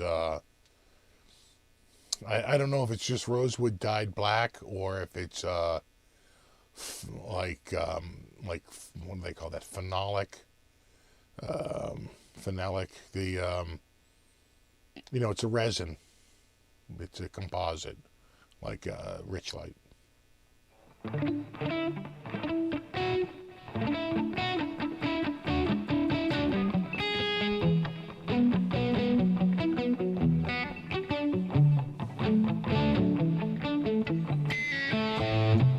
Steve, I need a job. You need an employee. No, not hiring here.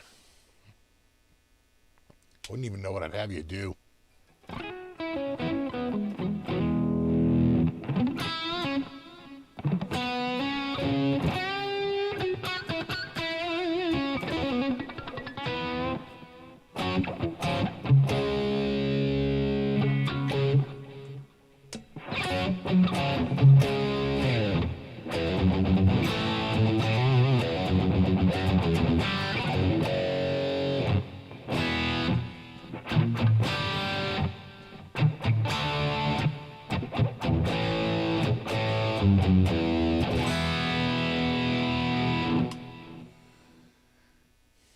You sweep the floors, yeah.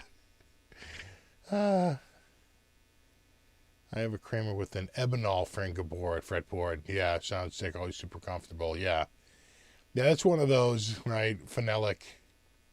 Where are the cats? Well, the cats are most likely upstairs. They were down here a little bit, but the cats were, it's been a little bit of a weird day because we have a new living room set coming on Tuesday, which means we had to get the old living room set out up to the dump today because today is the dump day. And, it won't fit in the sedan. I used the old Chevy Impala for all things dump related. And so I had to chop it up, but I had a, I don't know what the brand is, Chicago Electric. What's the crappy brand from Harbor Freight? I was like on my third one, and like the latch that holds the whole front of it was like smashed and broke. I was like, oh my God, look at this thing. It's like, it's just falling apart. It's like my third one. They're only like $20 a pop. So I only had about $60, into all three of them. But I was like, what would happen if I actually just bought, like, instead of a Ryobi reciprocating saw, what if I bought a Milwaukee Sawzall, like the original, the OG, like a real freaking Sawzall for $100? And that's what I did. I went out and I bought the Sawzall. And let me tell you, man, you got to pull the leather off and get it just down to the frame. But that Sawzall ripped through that friggin' couch like a hot knife through butter, man. It was stunning. I was like, man, this thing works great. So we'll see how long it lasts. I'm hoping it will last a lot longer than those stupid ones from friggin',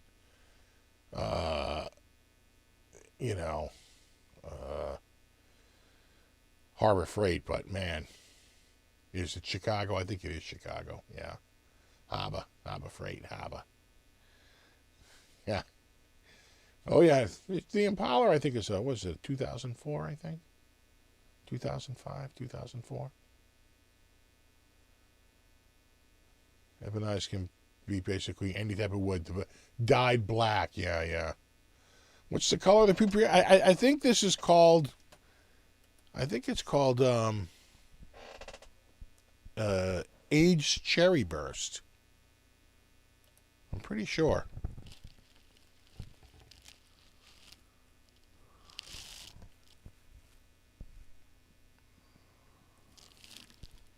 Because there's red in it. You can definitely see those front horns. It's definitely got red. It's not just brown.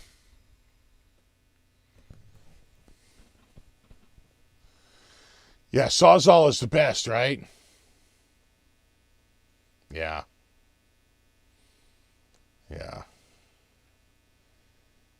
So I wound up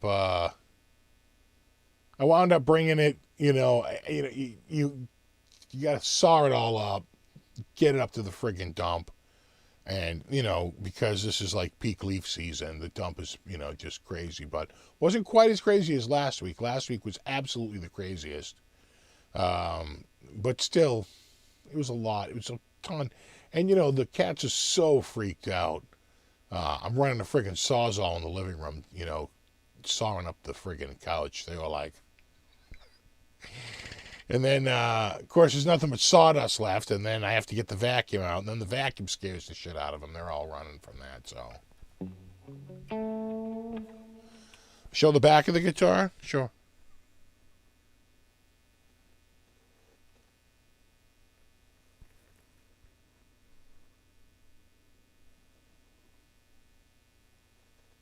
Right there.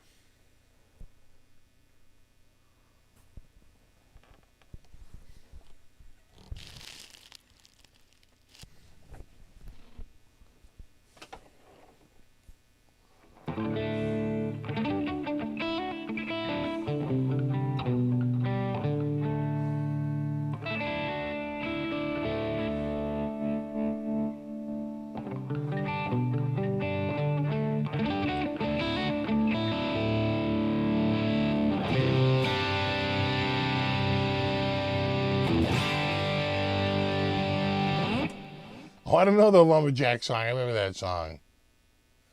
The Lumberjack song. God.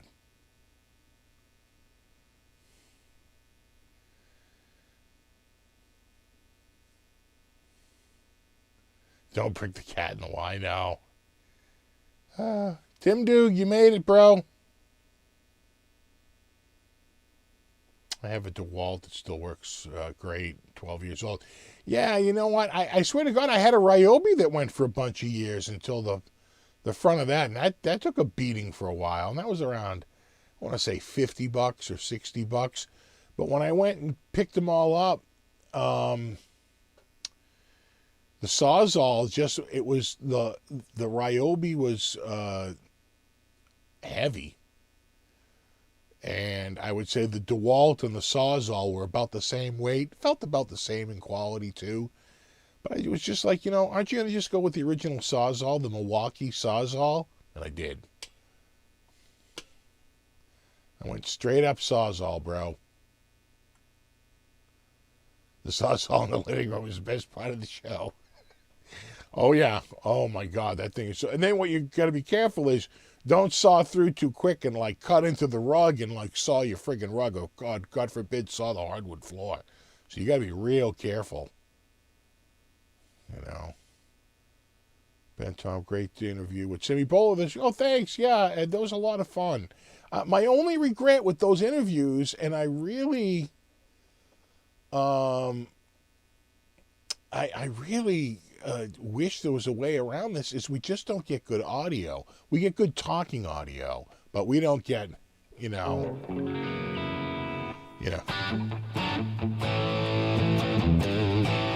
the really great stereo, that's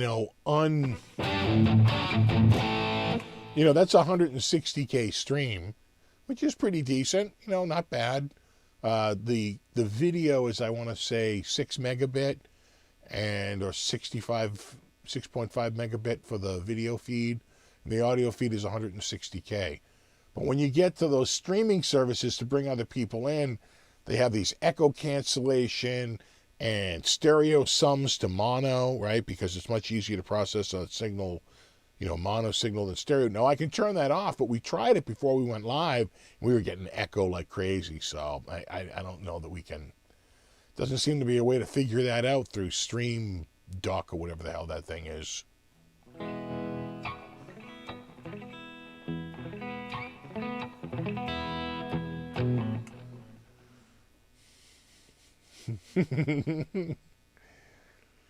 Milwaukee make the best tools. I haven't owned a lot of Milwaukee. I got a few DeWalt, and Craftsman. My God, I was a Sears guy. They were right down the street from my house. I can't tell you how many things I would buy from Sears. Just like crazy. I love Sears. But, it's over now.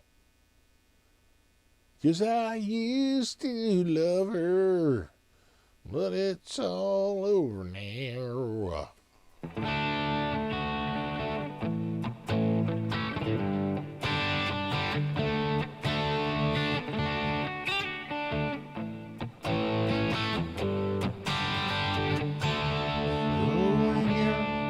Sitting there, Need a stream engineer? I know. Well, there's got to be, what I would love to do is to be able to give him a stream key and have him go to OBS, and it's like meet me backstage at YouTube, and have YouTube be able to handle streams from anywhere at full rate, and then I can use their interface to put everything together, but they haven't seemed to figure out a way to do that. StreamYard can do it, but they can't do it. It's like, why can't I get a temporary one use key and just give everybody a stream key, and then use some sort of like aggregator within YouTube? But they just don't have it, or I haven't been able to find a way to use it.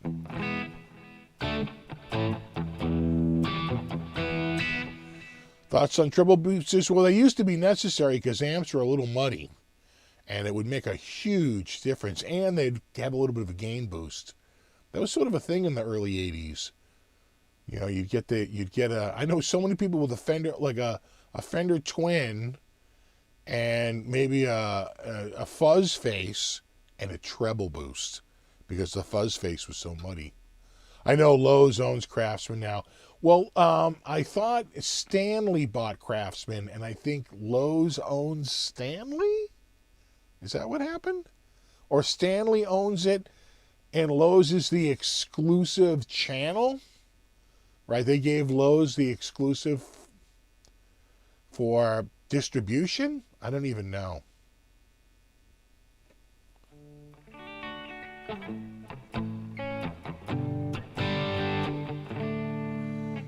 My God, I used to, I'd get something from Craftsman.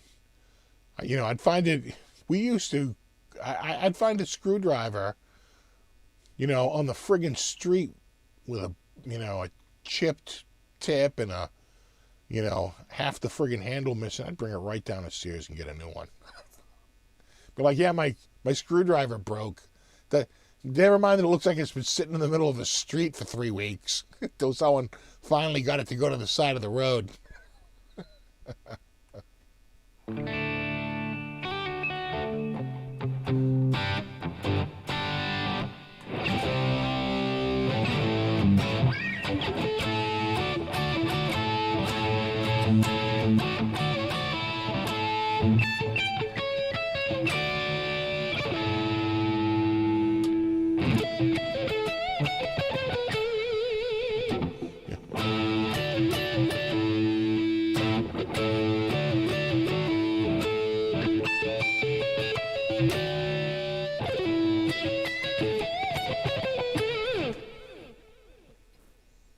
That sounds good, huh? Yeah, relic screwdriver. I didn't buy the first one. That's the whole thing about Craftsman, is that they would just give you a new Craftsman tool if you showed up with a broken Craftsman tool. Didn't even need a receipt. I'd find a screwdriver in the street, I'd run it right down there for a brand new screwdriver. Thank you.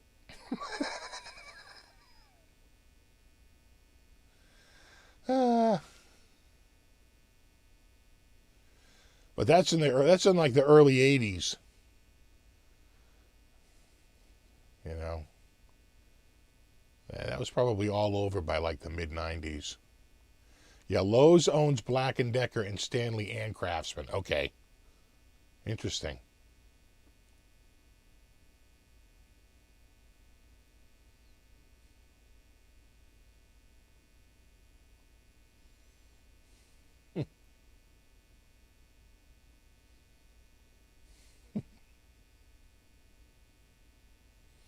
Stay away from the Snap-on man. Oh, yeah, you'll lose your shirt in that truck. I felt bad for the Snap-on guy because I always felt like those guys, you know, it was tough. That truck was expensive to run, and you got people that would, you know, run out, they'd get tools, and then you couldn't collect, and they had to buy the tools and leverage it from the company. This, you know, it was a tough, so we had, who were the big ones? Snap-on and Matco. I want to say there was one more. Snap-on, Matco. There was one other guy who used to come around. I can't think of him. They'd come by in their trucks. And what they would do is they would talk, my God, so many of those mechanics would, you know, next thing you know, they're into the friggin' Snap-on guy for a couple of grand. Mac. Steve Franklin's got it right, Mac. Yeah, Cornwell, Mac Tools. Mac, that was the other big one.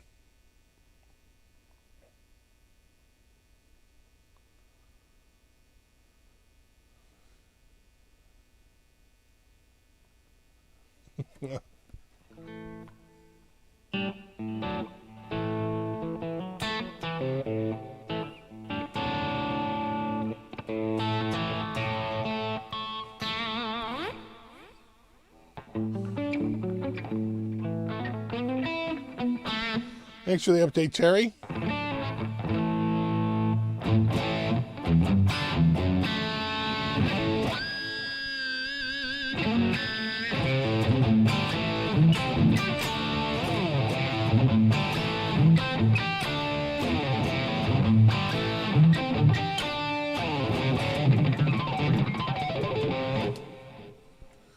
Oh, I had a lot of friends. My wife worked at Sears when she was in high school.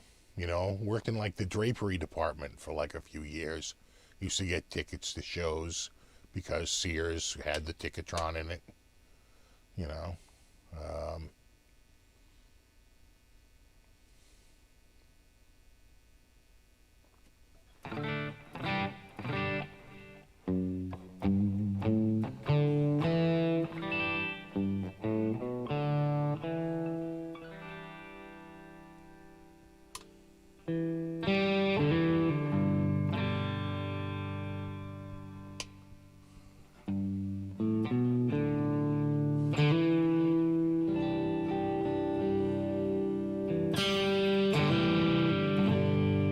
How is it that the humbucker feels brighter?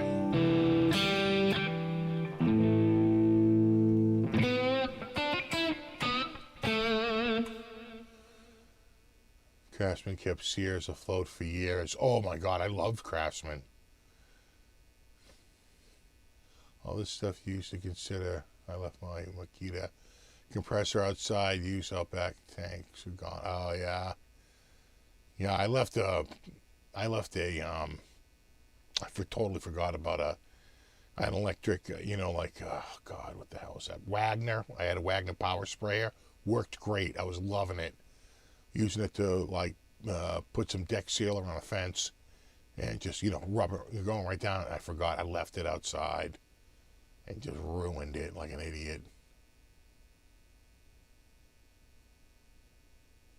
Yeah, I used to be able to buy guns out of the big catalog. My God, I would love to see one of those old catalogs. They had so many different guitars in the Sears catalog and the go-karts. Oh my God, I used to go to the go-karts like crazy.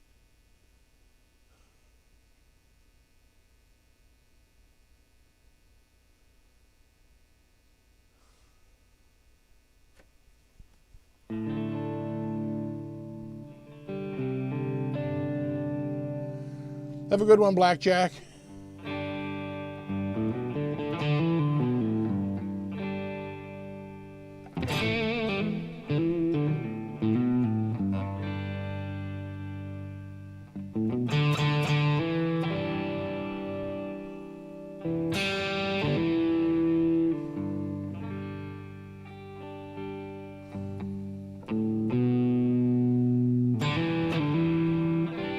A good buddy of mine worked at the key department. He worked at the key desk at he worked at the lock. He was the locksmith. He worked at the locksmith desk at friggin' Sears for like a couple of years, man. He was whipping out the keys.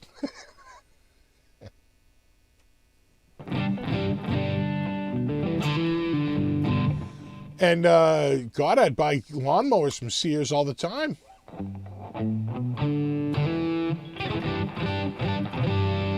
A lot of them were made by, I want to say, Yardman, right? I think Yardman made a lot of their, and then the other one was Toro, just basically made the Craftsman stuff for the lawnmowers. But I would use them. I love them. Yeah, my God, the Sears catalog, man, that big, thick catalog, you'd get it right around like September or October, heading into the fall season. Oh, my God.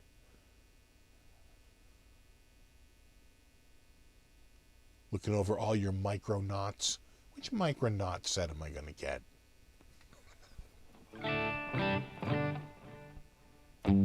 Yeah, the Wish Book. And the Wish Book was particularly good because that was really focused on Christmas and toys, the Wish Book.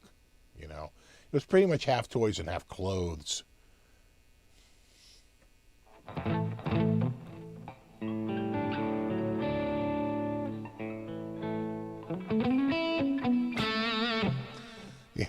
Yeah, we all had Micronauts, Scott. If you're of a certain year, you had Micronauts.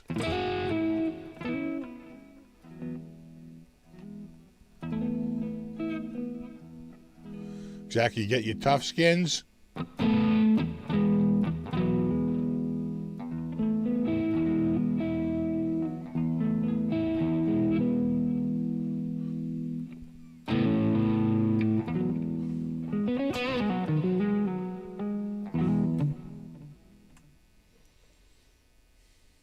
Sears Silvertone, yeah.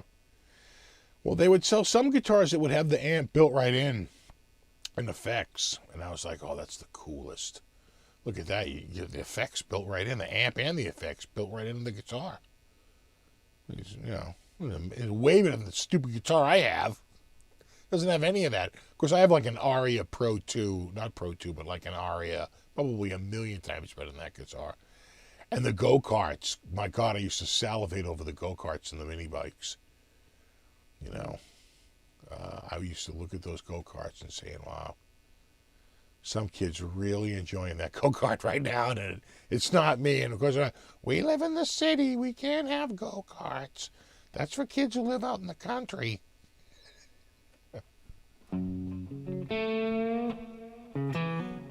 Yeah. Well, they had the husky section. They couldn't call you fat. They'd call you husky. We have a husky. We have a husky in the husky in the medicine department.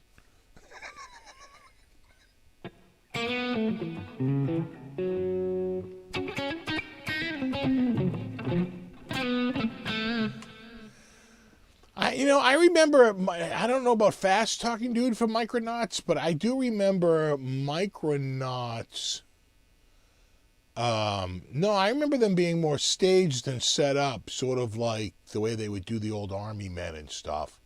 And they would show it like with the most elaborately designed set that, like, some friggin' production assistants worked on, right? Some creative director worked on for a friggin' few hours or even an entire day. Then they're like, bring in the kid actors, and they're like, whoa! They're like, yeah, careful, don't touch it. we got 4 more hours of filming here. I had the football by Mattel. It was Mattel, right? I think Mattel made the electronic football. God, that was huge. So friggin' huge.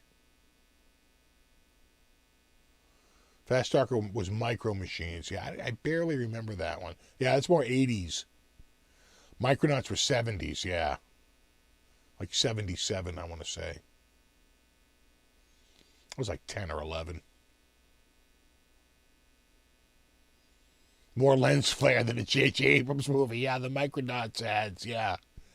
Yeah, I remember them being more like really planned out, without a doubt. Yeah, Mattel Football 77. Yeah, the football. I had one of those. Yeah, that electronic football, that was just to like, that was more of a status symbol than anything, having one of those Mattel football games. In fact, I had a copy of it on my iPhone. I don't even think they make it anymore. I don't even know if you can even install it anymore, but they made a tribute to it. And it was pretty cool. I also had, what was that game? Oh my God. Shooting Gallery. There's a Shooting Gallery game that was so loud. It would like, and the BBs would come down. It was basically a self-enclosed BB gun that was an automatic firing. If you ever ripped that out from the casing, and my sister would hate it because it was so loud. It was like, it should be like, oh, she would freak out because it was so friggin' loud. Oh, well.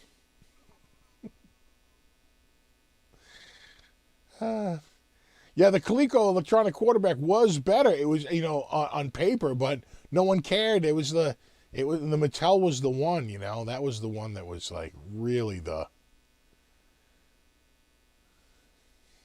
one that there was this literally like a status symbol to have that friggin' unit. Well, it's 9 o'clock. I probably have to let my family out of lockdown.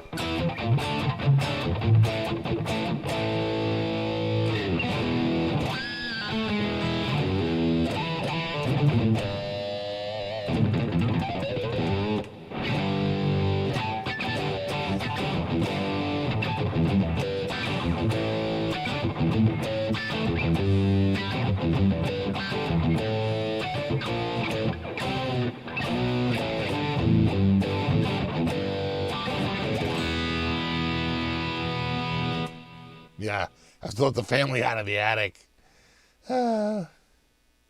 Commodore 64, I had one of those. We had a Commodore 64. We used to play Dig Dug on it. I remember writing term papers on it. And like just being so thankful I had it because I didn't have to type on a typewriter, which would make me mental because I could never get the end of it right. I'd be like, I just need a couple more letters, and I would run out and way on the edge of the paper. Oh my God, I used to screw that up so bad. And then all of a sudden I had a word processor and I just had to hit print. And it looked like crap compared to the typewriter, but oh well. That's progress. Yeah, well, exactly, with dot matrix printer. Oh my God, we had trains. That's a story for another week. Someone remind me next week to talk to you about my dad's, obsession with trains until we had like friggin' so many oh my God. We'll talk about it next week. the speeches he used to give me and my sister about, how much money he spent when we would go to this guy. He was a dealer up in Swampscott. He'd be like keep your mouth shut when we get home. Lionel. Yeah, all Lionel trains. And the big ones, too. What's that? I think he had O, right? I think it was A was the small, right? Or H, I forget. He had the big ones, though. What were the big size Lionel? Is it O? There was like H-O and like H-O. Oh, I think it is O. Is it H-O? H-O's the big one? These trains were friggin' enormous. O is the large one, or H-O is the large one? Because one of them was definitely smaller. These were enormous trains. I mean, I swear to God, the track was like this far apart. Yeah, I think it was O. I think H-O was the smaller one. Yeah, I think it was O too. I'm with Michael and Sal and Dennis. Yeah, O and N. N was the other one. And H-O I thought was the smaller one. Z was tiny, N was a little bigger, H-O was bigger, and O was even bigger. It was O. We had a goddamn thing where that train would go over, and the weight of the train would push down and connect a little thing, and a friggin' train station light would light. This is just one of probably 60 pieces. Would light up, and a guy would come out with a lantern, and the lantern would be lit up, and he'd shake the lantern back and forth, and when the train passed by, the weight of the train would be lifted up, and it would break the circuit, and he'd go back in again. Like, it was insane. It was insane. We had big 4x8, plywood tables up in the attic, like all strung up. Oh God, it ramped out of control extremely quickly. But anyway, we'll talk about that next week. Someone remind me next week. I wish I had some photos because it was, and it got, Let's just say it escalated quickly. My mother was like, "What are you doing?" All right, dudes. I'll see you in a week. Have a wonderful Thanksgiving, everyone. To all my American friends, happy Turkey Day. I'll see if I can get a video out this week before Thanksgiving, and I'll see you next weekend. And there you have it. All right, dudes. Until then, you rock, and rock on, and I'll see you in a week. Later.